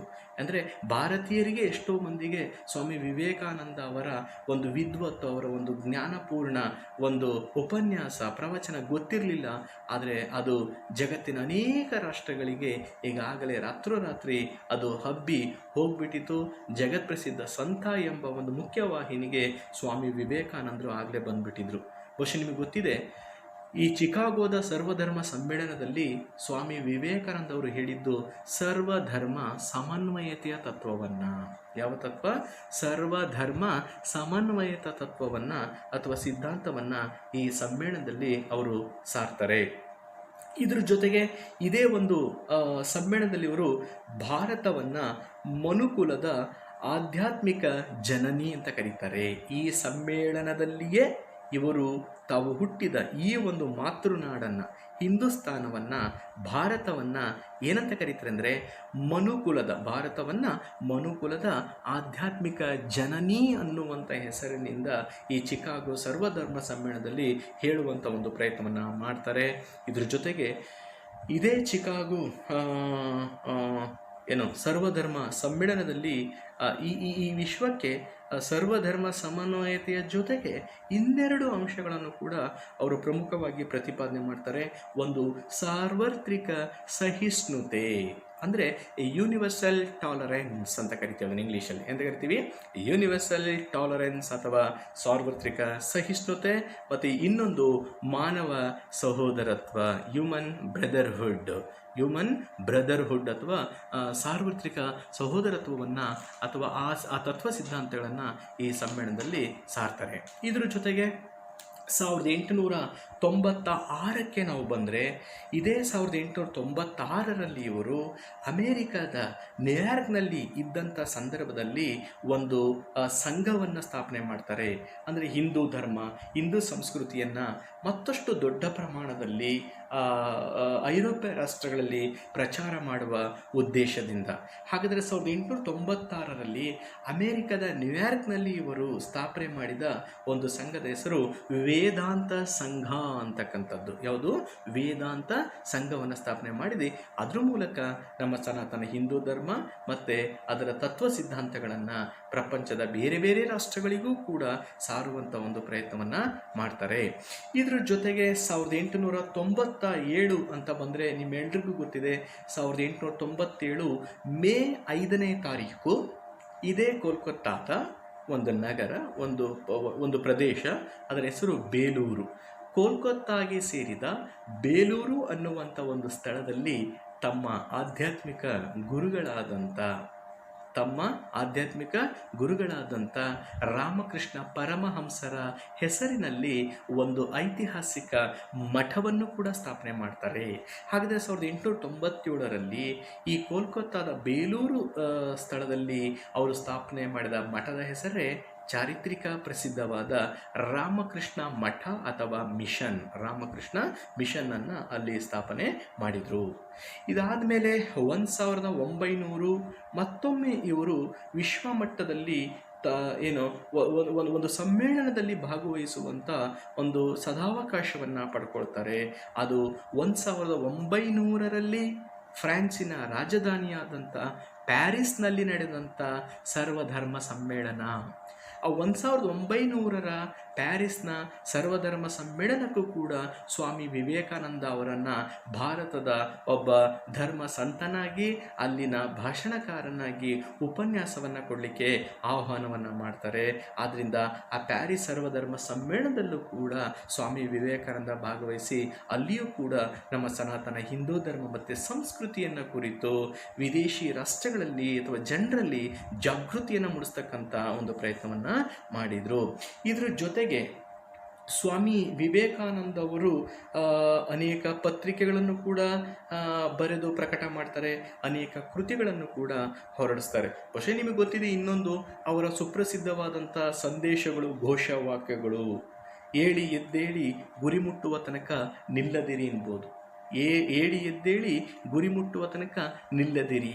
ಅದರ ಜೊತೆಗೆ ನಿಮಗೆಲ್ಲ ಗೊತ್ತಿದೆ ಅವರು ಇನ್ನೊಂದು ಘೋಷವಾಕ್ಯನ ಹೇಳ್ತಾರೆ, ನಿಸ್ವಾರ್ಥ ಮನಸ್ಸಿನ ಕೆಲವು ಯುವಕರನ್ನು, ನಿಸ್ವಾರ್ಥ ಮನಸ್ಸಿನ ಬೆರಳೆಣಿಕೆಯಷ್ಟು ಯುವ ಸಮೂಹವನ್ನು ನನಗೆ ಕೊಟ್ಟರೆ ನಾನು ನನ್ನ ದೇಶವನ್ನು ಸದೃಢವಾಗಿ ಕಟ್ಟುತ್ತೇನೆ ಅನ್ನುವಂಥ ವಿಷಯ ಇರ್ಬೋದು. ಸೊ ಇಂಥ ಅನೇಕ ಸಂದೇಶಗಳನ್ನು ಕೂಡ ಯುವ ಜನಾಂಗಕ್ಕೆ ಕೊಡುವ ಮೂಲಕ ಭಾರತೀಯ ಯುವ ಜನಾಂಗವನ್ನು ನಮ್ಮ ಹಿಂದೂ ಧರ್ಮದ ನೆಲೆಗಟ್ಟಿನಲ್ಲಿ ಅವರನ್ನು ಸ್ಫೂರ್ತಿಗೊಳಿಸ್ತಕ್ಕಂಥ, ರಾಷ್ಟ್ರೀಯ ಜಾಗೃತಿಯನ್ನು ಮೂಡಿಸ್ತಕ್ಕಂಥ ಒಂದು ಪ್ರಯತ್ನವನ್ನು ಮಾಡಿದರು. ಇದರ ಜೊತೆಗೆ ಸ್ವಾಮಿ ವಿವೇಕಾನಂದ ಅವರು 2 ಸುಪ್ರಸಿದ್ಧವಾದಂಥ ಪತ್ರಿಕೆಗಳನ್ನು ಕೂಡ ಪ್ರಕಟ ಮಾಡ್ತಾರೆ. ಅದರಲ್ಲಿ ಒಂದು ಬಂಗಾಳಿ ಭಾಷೆಯ ಪತ್ರಿಕೆ, ಇನ್ನೊಂದು ಸಂಸ್ಕೃತ ಭಾಷೆಯಲ್ಲಿ ಅವರು ಹೊರಡಿಸಿದಂಥ ಪತ್ರಿಕೆ. ಒಂದು ಇಂಗ್ಲಿಷ್ ಭಾಷೆಯ ಪತ್ರಿಕೆ, ಇನ್ನೊಂದು ಬಂಗಾಳಿ ಭಾಷೆಯ ಪತ್ರಿಕೆ. ಹಾಗಾದರೆ ಇಂಗ್ಲಿಷ್ನಲ್ಲಿ ಇವರು ಹೊರಡಿಸಿದಂಥ ಒಂದು ಪತ್ರಿಕೆ ಯಾವುದು ಅಂದರೆ ಪ್ರಬುದ್ಧ ಭಾರತ ಅನ್ನುವಂಥದ್ದು. ಈ ಪ್ರಬುದ್ಧ ಭಾರತ ಅನ್ನುವಂಥ ಒಂದು ಪತ್ರಿಕೆಯನ್ನು ಇಂಗ್ಲಿಷ್ ಭಾಷೆಯಲ್ಲಿ ಪ್ರಕಟ ಮಾಡ್ತಾರೆ. ಇನ್ನೊಂದು ಕಡೆ ಬಂಗಾಳಿ ಭಾಷೆಯಲ್ಲಿ ಉದ್ಬೋಧನ ಅನ್ನುವಂಥ ಪತ್ರಿಕೆ. ಬಂಗಾಳಿನಲ್ಲಿ ಯಾವುದು ಉದ್ಬೋಧನ, ಇಂಗ್ಲಿಷ್ನಲ್ಲಿ ಪ್ರಬುದ್ಧ ಭಾರತ ಅನ್ನುವಂಥ ಒಂದು ಪತ್ರಿಕೆಯನ್ನು ಹೊರಡಿಸ್ತಾರೆ. ಇದ್ರ ಜೊತೆಗೆ ಸ್ವಾಮಿ ವಿವೇಕಾನಂದ ಅವರು ಅನೇಕ ರಾಷ್ಟ್ರಗಳಲ್ಲಿ ಮಾಡಿದಂಥ ಅತ್ಯಂತ ಸುಪ್ರಸಿದ್ಧ ಕೆಲವು ಭಾಷಣಗಳನ್ನು ಒಟ್ಟುಗೂಡಿಸಿ ಒಂದು ಪ್ರಮುಖವಾದಂಥ ಪ್ರಬಂಧದ ಒಂದು ಸಮುಚ್ಚಯವನ್ನು ಪ್ರಕಟ ಮಾಡ್ತಾರೆ. ಅವರ ಆ ಭಾಷಣಗಳ ಸಮಗ್ರ ಒಂದು ಲೇಖನ, ಅದಕ್ಕೆ ಏನಂತ ಕರೀತಂದರೆ ಇವರ ಪ್ರಸಿದ್ಧ ಭಾಷಣ ಅಥವಾ ಉಪನ್ಯಾಸವನ್ನು ಮೈ ಮಾಸ್ಟರ್ ಅನ್ನುವಂಥ ಹೆಸರಿನಲ್ಲಿ ಅದನ್ನು ಒಂದು ಸಂಕಲನವಾಗಿ ಅವರು ನೀಡಿದ ಉಪನ್ಯಾಸಗಳ ಭಾಷಣಗಳ ಸರಣಿಯಾಗಿ ಆ ಮೈ ಮಾಸ್ಟರ್ ಅನ್ನುವುದನ್ನು ಪ್ರಕಟ ಮಾಡ್ತಾರೆ. ಹೀಗೆ 19ನೇ ಶತಮಾನದ ಕೊನೆಯ ಭಾಗದಲ್ಲಿ ಮತ್ತೊಮ್ಮೆ ಈ ಹಿಂದೂ ಧರ್ಮ, ಹಿಂದೂ ಸಮಾಜ, ಸಂಸ್ಕೃತಿ, ಆಧ್ಯಾತ್ಮಿಕ ಹಿನ್ನೆಲೆ ಇವುಗಳೆಲ್ಲವನ್ನೂ ಕೂಡ ಜಾಗೃತಗೊಳಿಸ್ತಕ್ಕಂಥ ಪ್ರಯತ್ನ ಕೇವಲ ಭಾರತ ಮಾತ್ರವಲ್ಲ, ವಿಶ್ವದ ಬೇರೆ ಬೇರೆ ರಾಷ್ಟ್ರಗಳಲ್ಲೂ ಕೂಡ ನಮ್ಮ ಸನಾತನ ಹಿಂದೂ ಧರ್ಮದ ಕೆಲವೊಂದು ತತ್ವ ಸಿದ್ಧಾಂತಗಳನ್ನು ಪ್ರಚಾರ ಮಾಡಿ ಅದರಲ್ಲಿ ಯಶಸ್ಸಿನ ಶಿಖರವನ್ನು ಮುಟ್ಟಿದಂಥ ಸ್ವಾಮಿ ವಿವೇಕಾನಂದ ಅತಿ ಚಿಕ್ಕ ವಯಸ್ಸಿನಲ್ಲಿಯೇ ಭಾರತದ ಆಧ್ಯಾತ್ಮಿಕ ಲೋಕದ ಸಿಂಹಾಸನವನ್ನೇರಿ ಕುಳಿತರು ಎಂದರೆ ತಪ್ಪಾಗಲಾರದು. ಆದರೆ ದುರಂತವೇನು, ವಿಧಿಗೆ ಅವರ ಆ ಏಳಿಗೆಯನ್ನು ಸಹಿಸಲು ಸಾಧ್ಯವಾಗಲಿಲ್ಲ. ಆ ಹಿನ್ನೆಲೆಯಲ್ಲಿ ಅವರು, ನಿಮಗೆಲ್ಲ ಗೊತ್ತಿದೆ, ಜುಲೈ 4, 1902 1902ರಂದು ತಮ್ಮ 39ನೇ ಕಿರಿ ವಯಸ್ಸಿನಲ್ಲಿಯೇ ವಿಧಿವಶರಾಗ್ತಾರೆ. ಅವರು 39ನೇ ವಯಸ್ಸಿನಲ್ಲಿ ವಿಧಿವಶರಾದರೂ ಕೂಡ ಇವತ್ತು ನಾವು ಒಂದು ಅವರ ನೆನಪಿನ ಸ್ಮಾರಕವನ್ನು ದಿನಂಪ್ರತಿ ಮೆಲುಕು ಹಾಕ್ತೀವಿ, ನೆನಪಿಸ್ಕೊಳ್ತೀವಿ.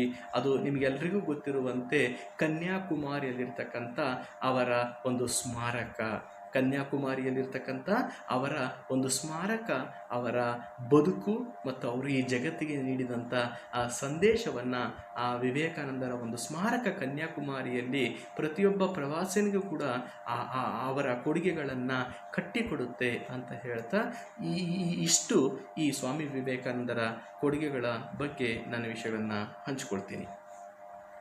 ಇನ್ನು ಇವರನ್ನು ಬಿಟ್ಟು 19ನೇ ಶತಮಾನದ ಮತ್ತೊಬ್ಬರು ಮಹಿಳಾ ಐರೋಪ್ಯ ಸಮಾಜ ಸುಧಾರಕರ ಬಗ್ಗೆ ನಾವು ನೋಡಬೇಕಾಗುತ್ತೆ. ಅವರೇ ಬಹುಶಃ ನೀವೆಲ್ಲರೂ ಅವರ ಹೆಸರನ್ನು ಕೇಳಿರ್ತೀರ. ಅವರ ಹೆಸರೇ Shrimati any Besant. Shrimati any Besant ಅವರು. ಎಸ್, ಶ್ರೀಮತಿ ಆ್ಯನಿ ಬೆಸೆಂಟ್ ಅವರು ನಿಮ್ಮೆಲ್ಲರಿಗೂ ಗೊತ್ತಿರುವಂತೆ ಯಾವ ಒಂದು ಚಳುವಳಿಯ ಮೂಲಕ ಭಾರತದಲ್ಲಿ ಹೆಸರುವಾಸಿಯಾದರು, ಪ್ರಸಿದ್ಧರಾದರು ಅಂತಂದರೆ ಹೋಮ್ ರೂಲ್ ಚಳುವಳಿಯ ಮೂಲಕ. ಯಾವ ಚಳುವಳಿ? ಹೋಮ್ ರೂಲ್ ಚಳವಳಿಯ ಮೂಲಕ. ಇದ್ರ ಜೊತೆಗೆ ಥಿಯೋಸಾಫಿಕಲ್ ಸೊಸೈಟಿ ಅಥವಾ ದಿವ್ಯಜ್ಞಾನ ಸಭೆಯ ಸದಸ್ಯರಾಗಿ, ಅಧ್ಯಕ್ಷರಾಗಿ, ಅದರ ಮೂಲಕವೂ ಕೂಡ ಇವರು ಭಾರತೀಯರಿಗೆ ಚಿರಪರಿಚಿತರಾದರು. ಆ ಥರ ನೋಡಿದರೆ ಶ್ರೀಮತಿ ಆ್ಯನಿ ಬೆಸೆಂಟ್ ಅವರು ಮೂಲತಃ ಭಾರತೀಯರಲ್ಲ. ಇವರು ಮೂಲತಃ ಐರ್ಲ್ಯಾಂಡ್ನ ಮಹಿಳೆ. ಈ ಐರ್ಲ್ಯಾಂಡ್ನ ಮಹಿಳೆಯಾಗಿರ್ತಕ್ಕಂಥ ಆ್ಯನಿ ಬೆಸೆಂಟ್ ಅವರು 19ನೇ ಶತಮಾನದ ಕೊನೆಯ ದಶಕದಲ್ಲಿ ಭಾರತಕ್ಕೆ ಬಂದು ಇಲ್ಲಿನ ಕೆಲವೊಂದು ಆಧ್ಯಾತ್ಮಿಕ ತತ್ವ ಸಿದ್ಧಾಂತಗಳಿಂದ ಪ್ರಭಾವಿತರಾಗುವ ಮೂಲಕ, ಏಕೆಂದರೆ ಅವರ ಕಾಲಾವಧಿ 1846ರಿಂದ 1933. 1846ರಿಂದ 1933. ನೋಡಿ, 1933ರಲ್ಲಿಯೇ ಶ್ರೀಮತಿ ಆ್ಯನಿ ಬೆಸೆಂಟ್ ಅವರು ತಮ್ಮ ಕೊನೆಯುಸಿರನ್ನು ಎಳೆದಿದ್ದು, ಅಂದರೆ ನಿಧನವನ್ನು ಹೊಂದಿದ್ದು. ಇವರು ಜನಿಸಿದ್ದು 1846ರಲ್ಲಿ ಐರ್ಲೆಂಡ್ನಲ್ಲಿ ಜನಿಸ್ತಾರೆ.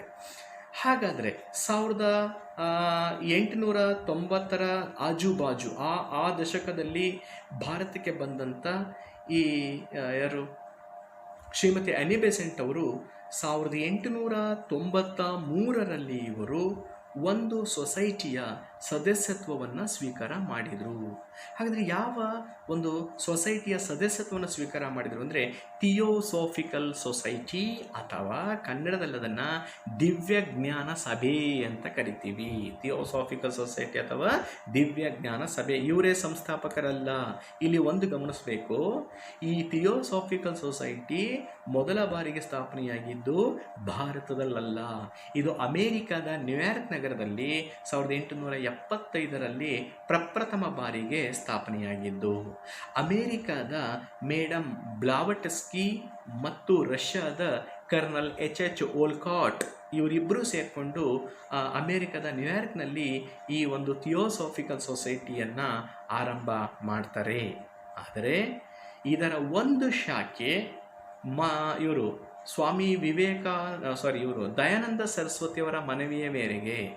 ದಯಾನಂದ ಸರಸ್ವತಿಯವರ ಒಂದು ಮನವಿಯ ಮೇರೆಗೆ ಇದರ ಒಂದು ಶಾಖೆಯನ್ನು ದಕ್ಷಿಣ ಭಾರತದ, ಅದರಲ್ಲೂ ಮಡ್ರಾಸ್ ಪ್ರೆಸಿಡೆನ್ಸಿಯ ಒಂದು ಸ್ಥಳ, ಅದರ ಹೆಸರು ಅಡ್ಯಾರ್ ಅನ್ನುವಂಥ ಸ್ಥಳ. ಅದನ್ನು ಅಡಿಯಾರ್ ಅಂತಲೂ ಕೂಡ ಕರೀತಾರೆ.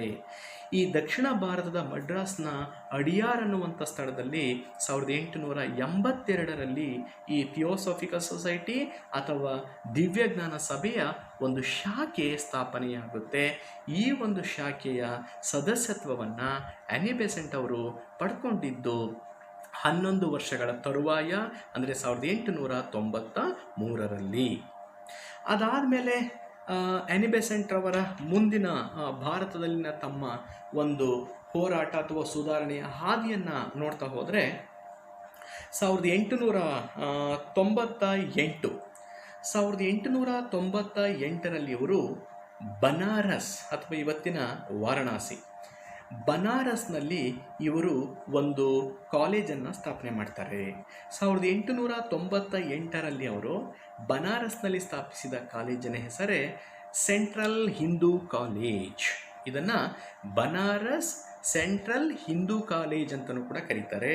ಇದನ್ನು 1898ರಲ್ಲಿ ಆನಿ ಬೆಸೆಂಟ್ ಅವರ ನಿರ್ದೇಶನದನ್ವಯ ಬನಾರಸ್ನಲ್ಲಿ ಸ್ಥಾಪನೆ ಮಾಡಲಾಯಿತು.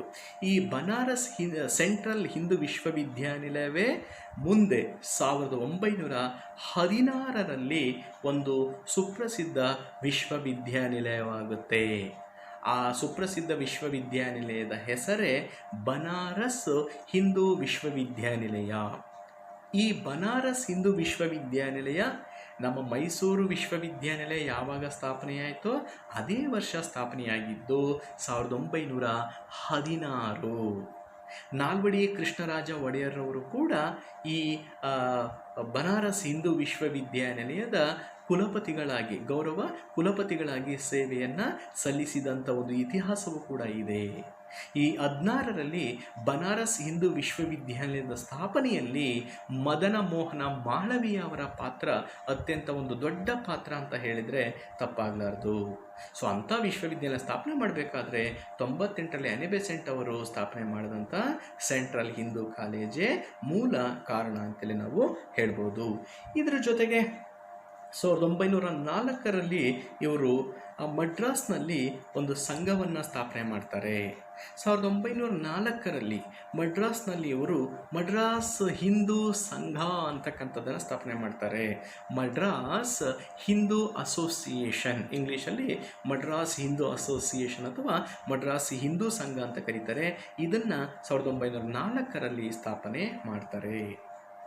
ಅದಾದಮೇಲೆ 1907ಕ್ಕೆ ಬಂದರೆ 1907ರಲ್ಲಿ ಇವರು ಇದೇ ಥಿಯೋಸಾಫಿಕಲ್ ಸೊಸೈಟಿ, ಮಡ್ರಾಸ್ನ ಅಡಿಯಾರ್ನಲ್ಲಿದ್ದಂಥ ಥಿಯೋಸಾಫಿಕಲ್ ಸೊಸೈಟಿ ಅಥವಾ ದಿವ್ಯಜ್ಞಾನ ಸಭೆಯ ಅಧ್ಯಕ್ಷರಾಗಿ ನೇಮಕವಾಗ್ತಾರೆ.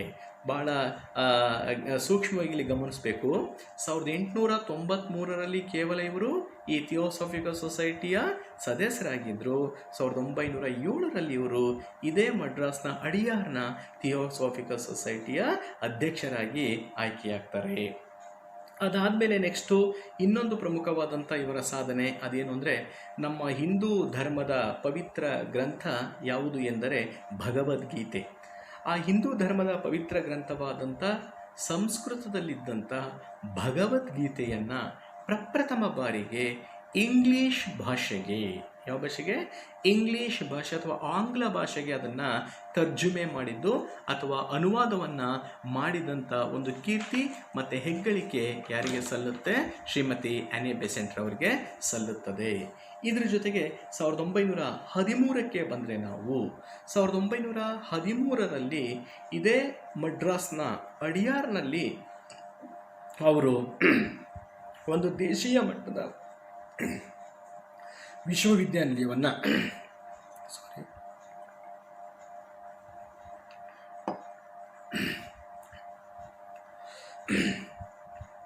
ಓಕೆ 1913ರಲ್ಲಿ ಇದೇ ಮಡ್ರಾಸ್ನ ಅಡಿಯಾರ್ನಲ್ಲಿ ಅವರು ಒಂದು ದೇಶೀಯ ಮಟ್ಟದ ವಿಶ್ವವಿದ್ಯಾನಿಲಯವನ್ನು ಸ್ಥಾಪನೆ ಮಾಡ್ತಾರೆ. 1913ರಲ್ಲಿ ಇವರು ಸ್ಥಾಪನೆ ಮಾಡಿದಂಥ ಆ ವಿಶ್ವವಿದ್ಯಾಲಯವನ್ನು ನಾವು ನ್ಯಾಷನಲ್ ಯೂನಿವರ್ಸಿಟಿ ಅಂತ ಕರಿತೀವಿ. ಏನಂತ ಕರಿತೀವಿ? ನ್ಯಾಷನಲ್ ಯೂನಿವರ್ಸಿಟಿ ಅಥವಾ ರಾಷ್ಟ್ರೀಯ ವಿಶ್ವವಿದ್ಯಾನಿಲಯ ಅಂತ ಕರಿತೀವಿ. ಇದನ್ನು ಮಡ್ರಾಸ್ನ ಅಡಿಯಾರ್ನಲ್ಲಿ 1913ರಲ್ಲಿ ಸ್ಥಾಪನೆಯನ್ನು ಮಾಡ್ತಾರೆ. ಇದರ ಜೊತೆಗೆ 1914ರಲ್ಲಿ ಆನಿ ಬೆಸೆಂಟ್ ಅವರು ಇಂಗ್ಲೀಷ್ನಲ್ಲಿ ಪ್ರಮುಖವಾದ ಒಂದು 3-4 ಪತ್ರಿಕೆಗಳನ್ನು ಹೊರಡಿಸ್ತಾರೆ. ಹಾಗಾದರೆ ಇವರು ಇಂಗ್ಲೀಷ್ನಲ್ಲಿ ಹೊರಡಿಸಿದ ಅತ್ಯಂತ ಪ್ರಮುಖವಾದ ಇಂಗ್ಲೀಷ್ ಭಾಷೆಯ ಪತ್ರಿಕೆಗಳು ಯಾವುದಾದ್ರು ಅಂದರೆ ಅದರಲ್ಲಿ ಅತ್ಯಂತ ಮೊದಲ ಪ್ರಸಿದ್ಧ ಪತ್ರಿಕೆ ಮಡ್ರಾಸ್ ಸ್ಟ್ಯಾಂಡರ್ಡ್ ಅನ್ನುವಂಥ ಪತ್ರಿಕೆ. ಮೊದಲನೇದು ಮಡ್ರಾಸ್ ಸ್ಟ್ಯಾಂಡರ್ಡ್ ಅನ್ನುವಂಥದ್ದು. ಎರಡನೇದು ನ್ಯೂ ಇಂಡಿಯಾ ಅನ್ನುವಂಥ ಪತ್ರಿಕೆ. ಎರಡನೇದು ಯಾವುದು? ನ್ಯೂ ಇಂಡಿಯಾ ಅನ್ನುವಂಥದ್ದು. ಮೂರನೇದು ಕಾಮನ್ ವೀಲ್ ಅನ್ನುವಂಥ ಪತ್ರಿಕೆ. ಯಾವುದು? ಕಾಮನ್ ವೀಲ್ ಅನ್ನುವಂಥ ಪತ್ರಿಕೆ. ಇನ್ನೊಂದ್ಸರಿ ಹೇಳ್ತೀನಿ, ಮಡ್ರಾಸ್ ಸ್ಟ್ಯಾಂಡರ್ಡ್ ಅನ್ನುವಂಥ ಪತ್ರಿಕೆ, ಎರಡನೇದು ನ್ಯೂ ಇಂಡಿಯಾ ಅನ್ನುವಂಥ ಪತ್ರಿಕೆ, ಮತ್ತು ಮೂರನೇದು ಕಾಮನ್ ವೀಲ್. ಈ ಮೂರು ಪತ್ರಿಕೆಗಳನ್ನು ಇಂಗ್ಲೀಷ್ ಭಾಷೆಯಲ್ಲಿ ಎನ್ ಎ ಬೆಸೆಂಟ್ ಅವರು ಪ್ರಕಟ ಮಾಡ್ತಾರೆ. ಇದರ ಜೊತೆಗೆ 1915ಕ್ಕೆ ಬಂದರೆ 1915ರಲ್ಲಿ ಇದೇ ಮಡ್ರಾಸ್ನ ಅಡಿಯಾರ್ನಲ್ಲಿ ಆನಿ ಬೆಸೆಂಟ್ ಅವರು ಭಾರತದ ರಾಷ್ಟ್ರೀಯ ಚಳುವಳಿಯ ಮೂಲಕ ಸ್ವಯಂ ಆಡಳಿತವನ್ನು ಪಡೆಯಲು, ಭಾರತೀಯರು ಸ್ವಯಂ ಆಡಳಿತವನ್ನು ಪಡೆಯುವ ಉದ್ದೇಶದಿಂದ, ಸದುದ್ದೇಶದಿಂದ ಒಂದು ಲೀಗನ್ನು ಸ್ಥಾಪನೆ ಮಾಡ್ತಾರೆ. ಆ ಲೀಗನ್ನೇ ಹೋಮ್ ರೂಲ್ ಲೀಗ್ ಅಂತ ಕರೀತಾರೆ. 1915ರಲ್ಲಿ ಸ್ಥಾಪಿಸಿದ ಈ ಒಂದು ಹೋಮ್ ರೂಲ್ ಲೀಗ್ನ ಮೂಲಕವೇ ಅವರು 16ರಲ್ಲಿ ಇದೇ ಮಡ್ರಾಸ್ನ ಅಡಿಯಾರ್ನಿಂದ ಹೋಮ್ ರೂಲ್ ಚಳುವಳಿಯನ್ನು ಆರಂಭ ಮಾಡ್ತಾರೆ, ಅಥವಾ ಸ್ವಯಂ ಆಡಳಿತ ಚಳುವಳಿಯನ್ನು ಆರಂಭ ಮಾಡ್ತಾರೆ. ಅವರು ಈ ಹೋಮ್ ರೂಲ್ ಚಳುವಳಿಯನ್ನು ಆರಂಭ ಮಾಡಲಿಕ್ಕೆ ಕಾರಣ ಏನು ಅಂದರೆ, ಈ ಹಿಂದೆ ಐರ್ಲೆಂಡ್ನಲ್ಲಿ ಇದೇ ಮಾದರಿಯ ಒಂದು ಸ್ವಯಂ ಆಡಳಿತ ಚಳುವಳಿಯನ್ನು ಜನ ಅಲ್ಲಿ ಮಾಡಿ ಅದರಲ್ಲಿ ಯಶಸ್ಸನ್ನು ಕಂಡಿದ್ರು. ಐರ್ಲೆಂಡಿನಲ್ಲಿ ಹಿಂದೆ ನಡೆದ ಇದೇ ಮಾದರಿಯ ಒಂದು ಚಳುವಳಿಯಿಂದ ಪ್ರೇರಣೆಗೊಂಡು ಪ್ರಭಾವಿತರಾಗಿ ಭಾರತದಲ್ಲೂ ಕೂಡ ಅದೇ ಮಾದರಿಯ ಒಂದು ಹೋಮ್ ರೂಲ್ ಚಳುವಳಿಯನ್ನು ಇವರು ಮಡ್ರಾಸ್ನ ಅಡಿಯಾರ್ನಿಂದ 16ರಲ್ಲಿ ಆರಂಭವನ್ನು ಮಾಡ್ತಾರೆ. ಇದೇ 16ರಲ್ಲಿ ಬಾಲಗಂಗಾಧರ ತಿಲಕ್ ಅವರು ಕೂಡ ಈ ಒಂದು ಚಳುವಳಿಯನ್ನು ಮಹಾರಾಷ್ಟ್ರದ ಪೂನಾದಿಂದ ಆರಂಭ ಮಾಡ್ತಾರೆ. ಇವರು ಮಡ್ರಾಸ್ನ ಅಡಿಯಾರ್ನಿಂದ ಆದರೆ ದಕ್ಷಿಣ ಭಾರತದಲ್ಲಿ, ಅವರು ಉತ್ತರ ಭಾರತದಲ್ಲಿ ಮಹಾರಾಷ್ಟ್ರದ ಪೂನಾದಿಂದ ಇದೇ ಹೋಮ್ ರೂಲ್ ಚಳುವಳಿಯನ್ನು ಆರಂಭ ಮಾಡ್ತಾರೆ. ಮುಂದೆ ಇದು ಒಂದು ಅತಿ ದೊಡ್ಡ ಚಳುವಳಿಯಾಗಿ ಭಾರತದ ರಾಷ್ಟ್ರೀಯ ಚಳುವಳಿಯಲ್ಲಿ ಒಂದು ನಿರ್ಣಾಯಕವಾದಂಥ ಪಾತ್ರವನ್ನು ವಹಿಸಿತು. ಇದಾದಮೇಲೆ 1917ಕ್ಕೆ ಬಂದರೆ 1917ರಲ್ಲಿ ನಮ್ಮ ಭಾರತೀಯ ರಾಷ್ಟ್ರೀಯ ಕಾಂಗ್ರೆಸ್ ಕೋಲ್ಕತ್ತಾದಲ್ಲಿ ತನ್ನ ವಾರ್ಷಿಕ ಕಾಂಗ್ರೆಸ್ ಅಧಿವೇಶನವನ್ನು ಏರ್ಪಾಡು ಮಾಡುತ್ತೆ. ಆ ಪ್ರಕಾರವಾಗಿ 1917ರಲ್ಲಿ ಕೋಲ್ಕತ್ತಾದಲ್ಲಿ ಈ ಭಾರತೀಯ ರಾಷ್ಟ್ರೀಯ ಕಾಂಗ್ರೆಸ್ ತನ್ನ 32ನೇ ಅಧಿವೇಶನವನ್ನು, ತನ್ನ ಎಷ್ಟನೇ ಅಧಿವೇಶನ? ತನ್ನ 32ನೇ ಅಖಿಲ ಭಾರತೀಯ ಕಾಂಗ್ರೆಸ್ ಅಧಿವೇಶನವನ್ನು ಕೋಲ್ಕತ್ತಾದಲ್ಲಿ ಏರ್ಪಾಡು ಮಾಡುತ್ತೆ. ಆ ಕೋಲ್ಕತ್ತಾದ 32ನೇ ಕಾಂಗ್ರೆಸ್ ಅಧಿವೇಶನದ, ಅಖಿಲ ಭಾರತ ಮಟ್ಟದ ಅಧಿವೇಶನದ ಅಧ್ಯಕ್ಷತೆಯನ್ನು ವಹಿಸಿದ್ದು ಶ್ರೀಮತಿ ಆನಿ ಬೆಸೆಂಟ್. ಶ್ರೀಮತಿ ಆನಿ ಬೆಸೆಂಟ್ ಅವರು ಭಾರತೀಯ ರಾಷ್ಟ್ರೀಯ ಕಾಂಗ್ರೆಸ್ನ ಅಧಿವೇಶನವನ್ನು ಅಥವಾ ಅಧಿವೇಶನದ ಅಧ್ಯಕ್ಷತೆಯನ್ನು ವಹಿಸಿದಂಥ ಮೊದಲ ಮಹಿಳೆ ಅನ್ನುವಂಥ, ಮೊದಲ ಐರೋಪ್ಯ ಮಹಿಳೆ ಅನ್ನುವಂಥ ಒಂದು ಹೆಗ್ಗಳಿಕೆಗೂ ಕೂಡ ಪಾತ್ರರಾಗಿದ್ದಾರೆ. ಇದರ ಜೊತೆಗೆ ಶ್ರೀಮತಿ ಆನಿ ಬೆಸೆಂಟ್ ಅವರ ಮತ್ತೊಂದು ಕೊಡುಗೆಯನ್ನು ನಾವಿಲ್ಲಿ ಗಮನಿಸಲೇಬೇಕು. ಅದು ಲಕ್ನೋ ಕಾಂಗ್ರೆಸ್ ಅಧಿವೇಶನದಲ್ಲಿ ಅವರು ವಹಿಸಿದಂಥ ಪಾತ್ರ.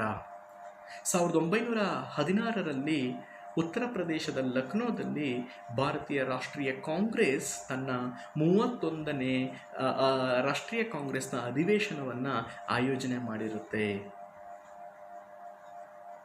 ಎ.ಸಿ. ಮಜುಮ್ದಾರ್ ಅಂತಕ್ಕಂಥವರು ಅದರ ಅಧ್ಯಕ್ಷತೆಯನ್ನು ವಹಿಸಿದರು. ಅವ್ರ ಪೂರ್ತಿ ಹೆಸರು ಅಂಬಿಕಾ ಚರಣ್ ಮಜುಮ್ದಾರ್ ಅಂತ. ಆ ಒಂದು ಲಕ್ನೋ ಕಾಂಗ್ರೆಸ್ ಅಧಿವೇಶನದಲ್ಲಿ ನಿಮ್ಮೆಲ್ಲರಿಗೂ ಗೊತ್ತಿದೆ, ಎರಡು ಗುಂಪುಗಳು ಒಂದಾಗ್ತವೆ ಈ ವೇದಿಕೆಯಲ್ಲಿ. ಆ ಎರಡು ಗುಂಪುಗಳೇ ಮಂದಗಾಮಿಗಳು ಮತ್ತು ತೀವ್ರಗಾಮಿಗಳು. ಏಕೆಂದರೆ ಈ ಹಿಂದೆ 1907ರ ಸೂರತ್ ಕಾಂಗ್ರೆಸ್ ಅಧಿವೇಶನದಲ್ಲಿ ಭಾರತೀಯ ರಾಷ್ಟ್ರೀಯ ಕಾಂಗ್ರೆಸ್ ಎರಡು ಗುಂಪುಗಳಾಗಿ ಹೊಡೆದೋಗಿತ್ತು, ಎರಡು ಶಾಖೆಗಳಾಗಿ ಹೊಡೆದೋಗಿತ್ತು. ಒಂದು ಮಂದಗಾಮಿಗಳು, ಇನ್ನೊಂದು ತೀವ್ರಗಾಮಿಗಳು. ಈ ಮಂದಗಾಮಿಗಳು ಮತ್ತು ತೀವ್ರಗಾಮಿಗಳು 9 ವರ್ಷಗಳ ನಂತರ ಈ ಲಕ್ನೋ ಕಾಂಗ್ರೆಸ್ ಅಧಿವೇಶನದಲ್ಲಿ ಪುನಃ ಒಂದುಗೂಡಿದವು ಎಂದರೆ ಅದಕ್ಕೆ ಅದರ ಮೂಲ ಕಾರಣಕರ್ತರು ಯಾರು ಅಂತಂದರೆ ಆನಿ ಬೆಸೆಂಟ್.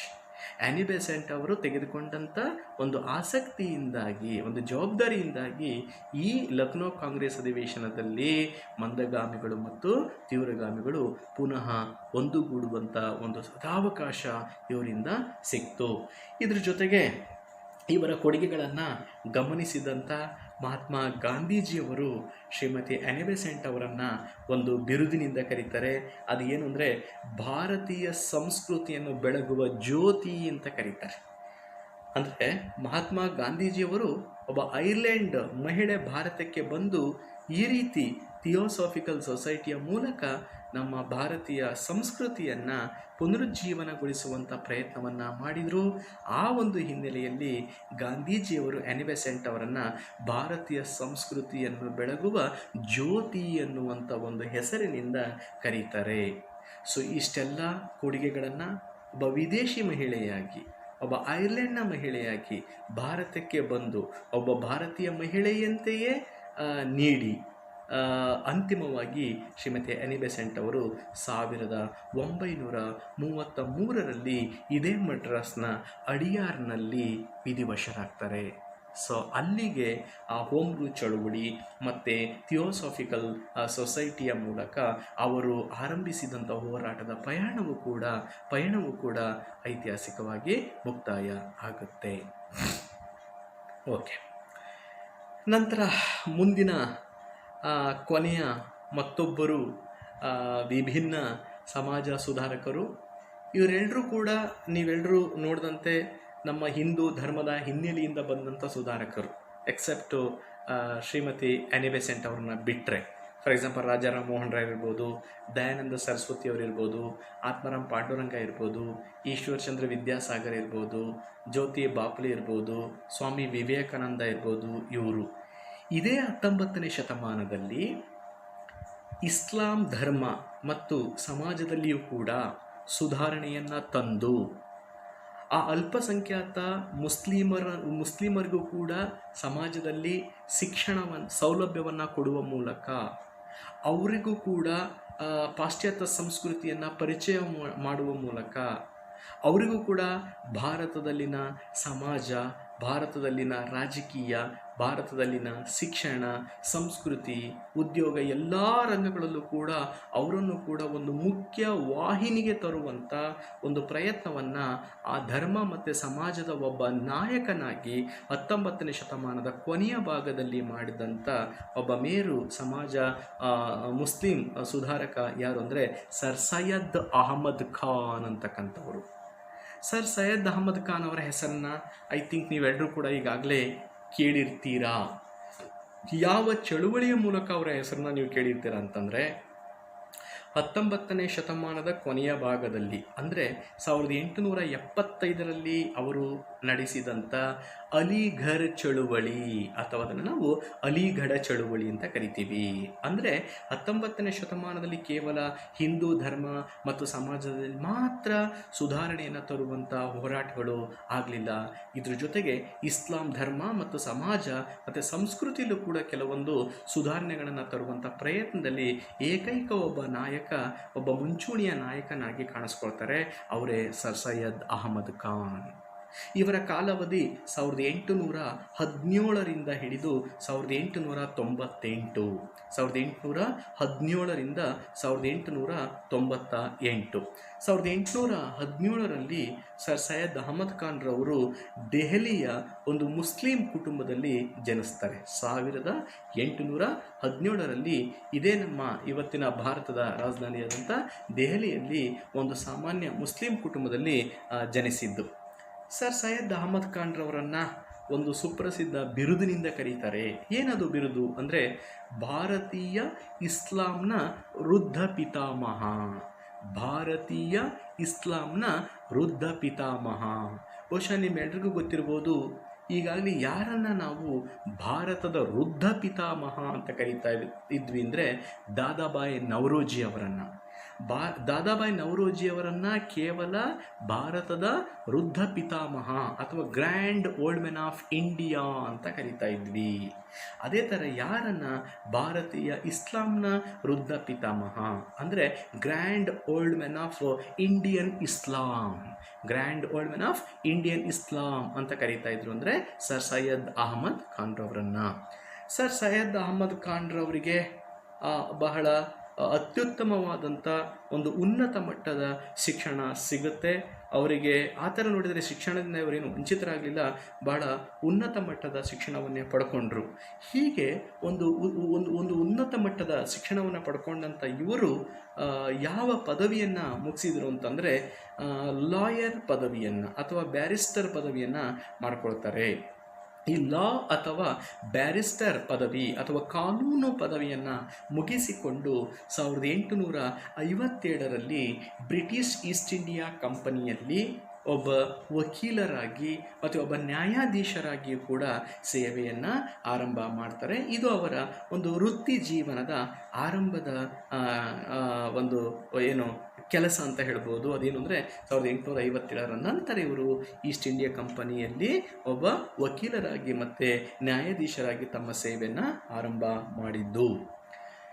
ಇವರ ಒಂದು ಸಾಮಾಜಿಕ ಸೇವೆ ಅವರು ನ್ಯಾಯಾಧೀಶರಾಗಿದ್ದಂಥ ಸಂದರ್ಭದಲ್ಲಿ ಮತ್ತು ಅವರು ವಕೀಲರಾಗಿದ್ದಂಥ ಸಂದರ್ಭದಲ್ಲಿಯೂ ಕೂಡ ನಡೀತಾ ಬರ್ತಾ ಇತ್ತು. ಅದರ ಜೊತೆಗೇನೆ ಫಾರ್ ಎಕ್ಸಾಂಪಲ್ 1844ರಲ್ಲಿ ಇವರು ಅಲಿಗಢ, ಏಕೆಂದರೆ ನೀವು ನೆನ್ಪಿಟ್ಕೊಳ್ಳಿ, ಸರ್ ಸೈಯದ್ ಅಹ್ಮದ್ ಖಾನ್ರವರ ಎಲ್ಲ ಹೋರಾಟಗಳ ಪ್ರಮುಖ ಕೇಂದ್ರ ಭಾಗ ಯಾವುದು ಅಂದರೆ ಇವತ್ತಿನ ಉತ್ತರ ಪ್ರದೇಶದ ಅಲಿಘರ ಅಥವಾ ಅಲಿಗಢ.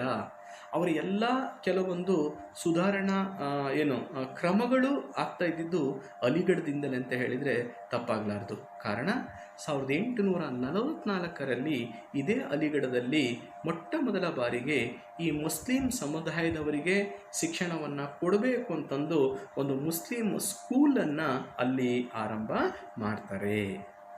ಅದಾದಮೇಲೆ 1864ರಲ್ಲಿ 1864ರಲ್ಲಿ ಇದೇ ಅಲಿಗಢದಲ್ಲಿ ಅವರು ಒಂದು ಮಹಮ್ಮದನ್ ಲಿಟರರಿ ಸೊಸೈಟಿ ಅದನ್ನು ನಾವು ಮಹಮ್ಮದನ್ ಭಾಷಾಂತರ ಸೊಸೈಟಿ ಅಂತಲೂ ಕೂಡ ಕರಿತೀವಿ.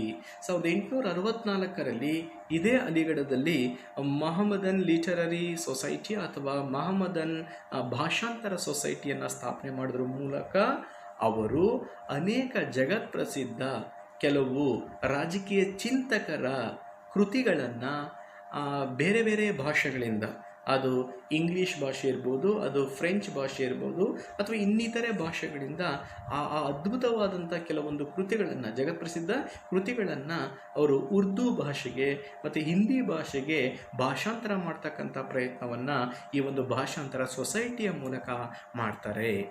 ಅದಾದಮೇಲೆ ನೆಕ್ಸ್ಟು 1865ಕ್ಕೆ ಬಂದರೆ ಇದೇ 1865ರಲ್ಲಿ ಅಲಿಗಢದಲ್ಲಿ ಮತ್ತೊಂದು ಸೊಸೈಟಿಯನ್ನು ಸ್ಥಾಪನೆ ಮಾಡ್ತಾರೆ. ಅದರ ಹೆಸರೇ ಅಲಿಗಢ ಸೈಂಟಿಫಿಕ್ ಸೊಸೈಟಿ. ಅದನ್ನೆಂತ ಕರೀತಾರೆ? ಅಲಿಗರ್ ಸೈಂಟಿಫಿಕ್ ಸೊಸೈಟಿ ಅಂತ ಕರೀತಾರೆ. ಇದನ್ನು 1865ರಲ್ಲಿ ಸ್ಥಾಪನೆ ಮಾಡ್ತಾರೆ. ಇದ್ರ ಜೊತೆಗೆ 1875ಕ್ಕೆ ನಾವು ಬಂದರೆ ನಿಮ್ಮೆಲ್ರಿಗೂ ಗೊತ್ತಿದೆ, 1875ರಲ್ಲಿಯೇ ದಯಾನಂದ ಸರಸ್ವತಿಯವರು ಆರ್ಯ ಸಮಾಜವನ್ನು ಸ್ಥಾಪನೆ ಮಾಡಿದ್ದು. ಅದೇ ವರ್ಷ ಇವರು ಉತ್ತರ ಪ್ರದೇಶದ ಅಲಿಗಢದಿಂದ ಇಸ್ಲಾಂ ಧರ್ಮ ಮತ್ತು ಸಮಾಜದ ಶುದ್ಧೀಕರಣ ಅಥವಾ ಸುಧಾರಣೆಗಾಗಿ ಒಂದು ವಿನೂತನವಾದಂಥ ಚಳುವಳಿಯನ್ನು ಆರಂಭ ಮಾಡ್ತಾರೆ.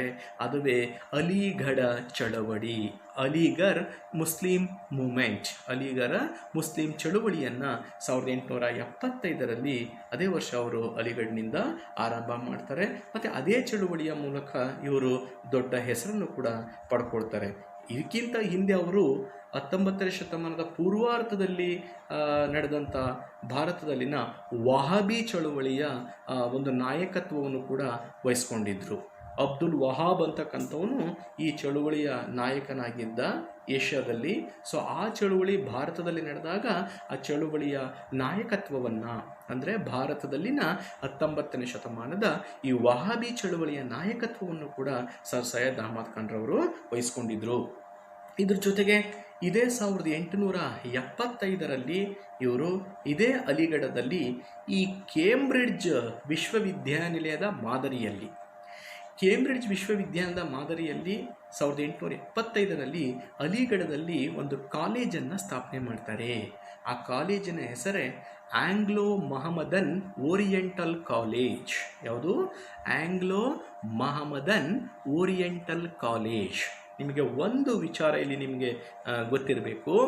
ಈ ಆಂಗ್ಲೋ ಮಹಮ್ಮದನ್ ಓರಿಯೆಂಟಲ್ ಕಾಲೇಜ್ ಏನು 75ರಲ್ಲಿ ಸ್ಥಾಪನೆ ಆಯ್ತಲ್ಲ, ಇದು 45 ವರ್ಷಗಳ ಬಳಿಕ, 45 ವರ್ಷಗಳ ಬಳಿಕ ಅಂದರೆ 1920ರಲ್ಲಿ ಒಂದು ಮುಸ್ಲಿಂ ವಿಶ್ವವಿದ್ಯಾನಿಲಯವಾಗಿ ತಲೆ ಎತ್ತಿತು ಅಥವಾ ಸ್ಥಾಪನೆಯಾಯಿತು.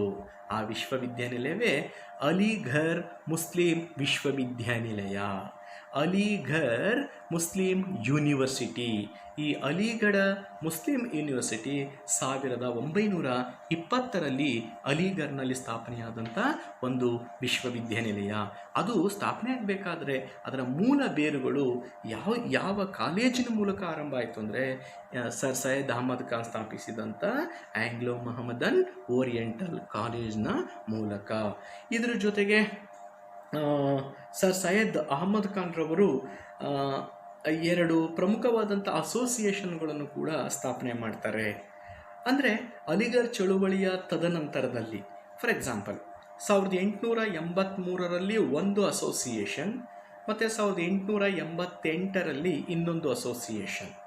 ಹಾಗಾದರೆ 1883ರಲ್ಲಿ ಅವರು ಸ್ಥಾಪಿಸಿದ ಅಸೋಸಿಯೇಷನ್ ಯಾವುದು ಅಂದರೆ Anglo Mohammedan Oriental Defence Association. Anglo Mohammedan Oriental Defence ಅಸೋಸಿಯೇಷನನ್ನು 1883ರಲ್ಲಿಯೂ, ಅದಾದ 5 ವರ್ಷಗಳ ಬಳಿಕ ಅಂದರೆ 1888ರಲ್ಲಿ ಇನ್ನೊಂದು ಅಸೋಸಿಯೇಷನನ್ನು ಸ್ಥಾಪನೆ ಮಾಡ್ತಾರೆ. ಅದರ ಹೆಸರೇ United Indian patriotic association. United Indian patriotic association. ಈ ಯುನೈಟೆಡ್ ಇಂಡಿಯನ್ ಪ್ಯಾಟ್ರಿಯಾಟಿಕ್ ಅಸೋಸಿಯೇಷನನ್ನು 1883ರಲ್ಲಿ ಸ್ಥಾಪನೆ ಮಾಡ್ತಾರೆ.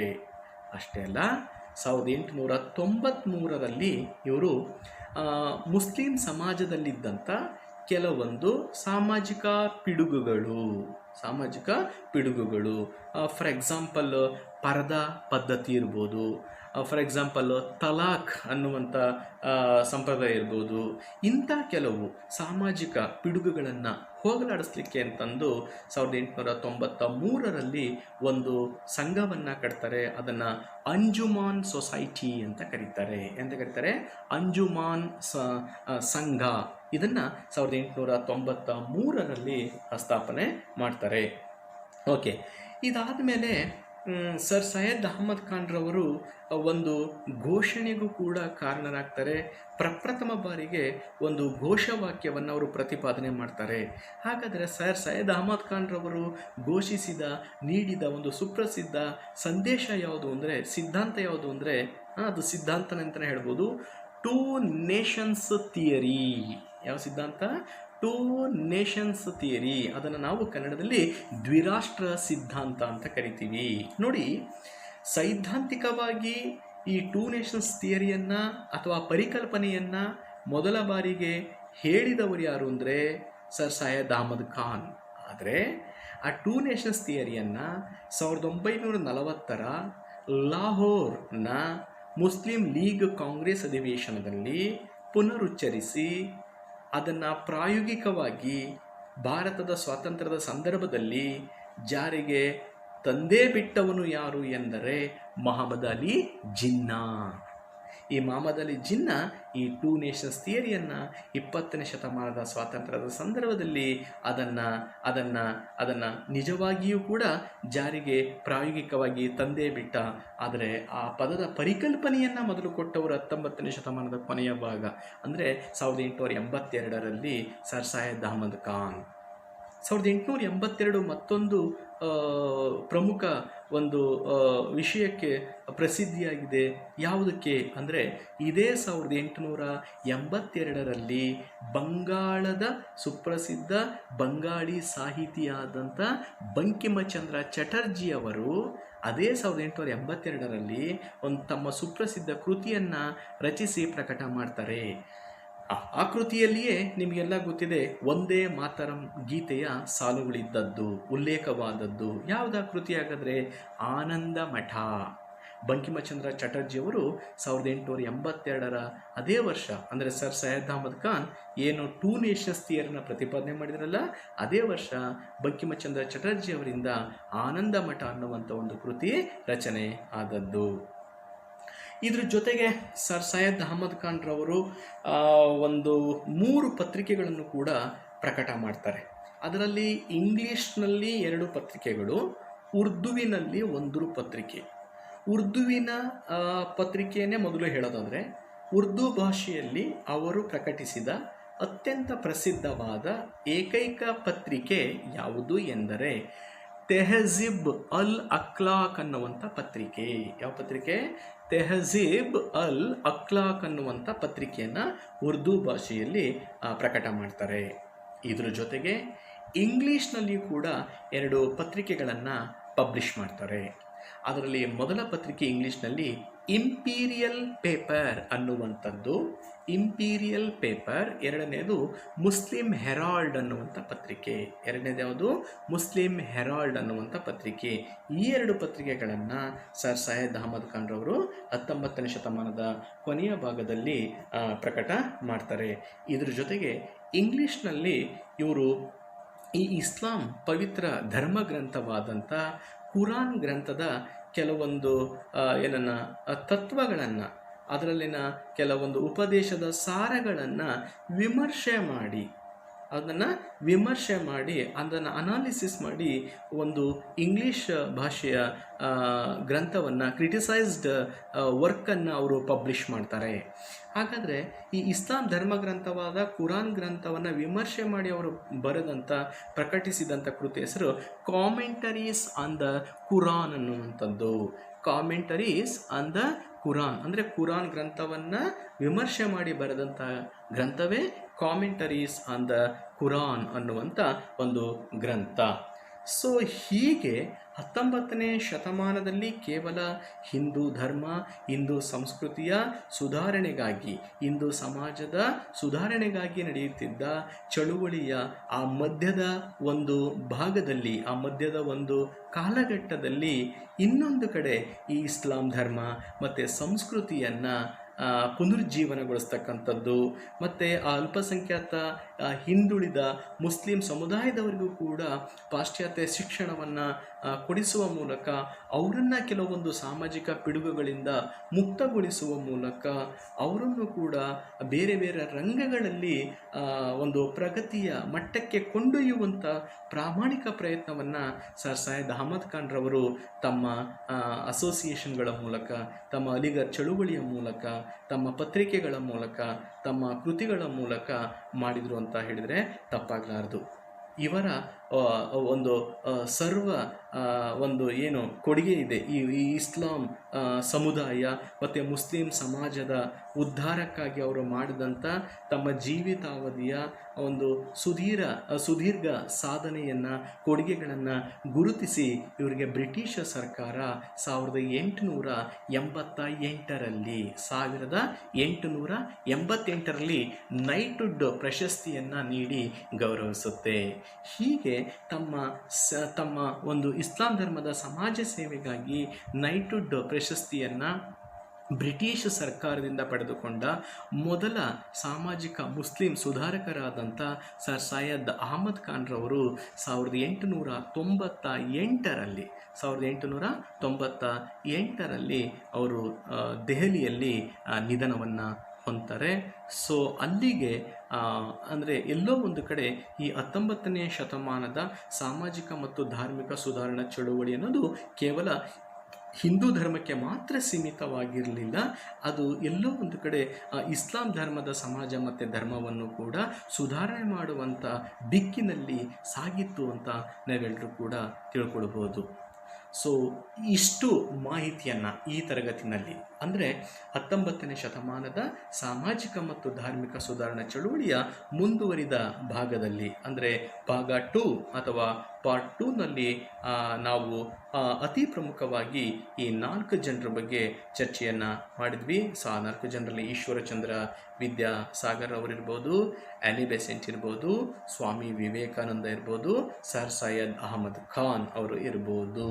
ಸೊ ಇಲ್ಲಿಗೆ ಈ 19ನೇ ಶತಮಾನದಲ್ಲಿ ನಡೆದಂಥ ಏನು ಭಾರತೀಯ ಪುನರುಜ್ಜೀವನ ಚಳುವಳಿ ಅಂತಕ್ಕಂಥದ್ದೇನಿದೆ ಅದು ತನ್ನ ಅಂತಿಮವಾದಂಥ ಘಟ್ಟವನ್ನು ತಲುಪಿ ಹೆಚ್ಚು ಕಡಿಮೆ ಅದು ಭಾರತದ ರಾಷ್ಟ್ರೀಯ ಚಳುವಳಿಗೆ ಒಂದು ಭದ್ರವಾದಂಥ ಅಡಿಪಾಯವನ್ನು ಅಥವಾ ಬುನಾದಿಯನ್ನು ಹಾಕುವ ಮೂಲಕ ಒಂದು ಕಡೆ ಆ ಧರ್ಮಗಳಲ್ಲಿ ಕೂಡ ಸುಧಾರಣೆಯಾಯಿತು, ಸಮಾಜದಲ್ಲೂ ಸುಧಾರಣೆಯಾಯಿತು, ಸಂಸ್ಕೃತಿಯಲ್ಲೂ ಕೂಡ ಮತ್ತೊಂದು ರೀತಿಯಾದಂಥ ಬದಲಾವಣೆಗಳು ಆಯಿತು.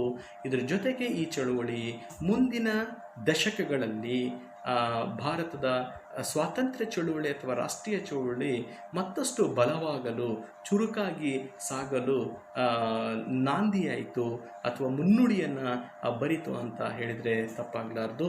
ಸೊ ಇಷ್ಟು ಮಾಹಿತಿಗಳನ್ನು ನೀಡ್ತಾ ಆತ್ಮೀಯ ವಿದ್ಯಾರ್ಥಿಗಳೇ, ಇವತ್ತಿನ ಈ ಒಂದು ತರಗತಿಯನ್ನು ಇಲ್ಲಿಗೆ ನಾವು ನಿಲ್ಲಿಸೋಣ ಅಂತ ಹೇಳ್ತಾ, ಮುಕ್ತಾಯಗೊಳಿಸೋಣ ಅಂತ ಹೇಳ್ತಾ, ಅಲ್ಲಿವರೆಗೂ ಕೂಡ ನೀವೆಲ್ಲರೂ ಮನೆಯಲ್ಲೇ ಇರಿ, ಸುರಕ್ಷಿತವಾಗಿರಿ ಅಂತ ಹೇಳ್ತಾ ಈ ತರಗತಿಯನ್ನು ಇಲ್ಲಿಗೆ ಮುಕ್ತಾಯಗೊಳಿಸ್ತಾ ಇದ್ದೀನಿ. Thank you one and all.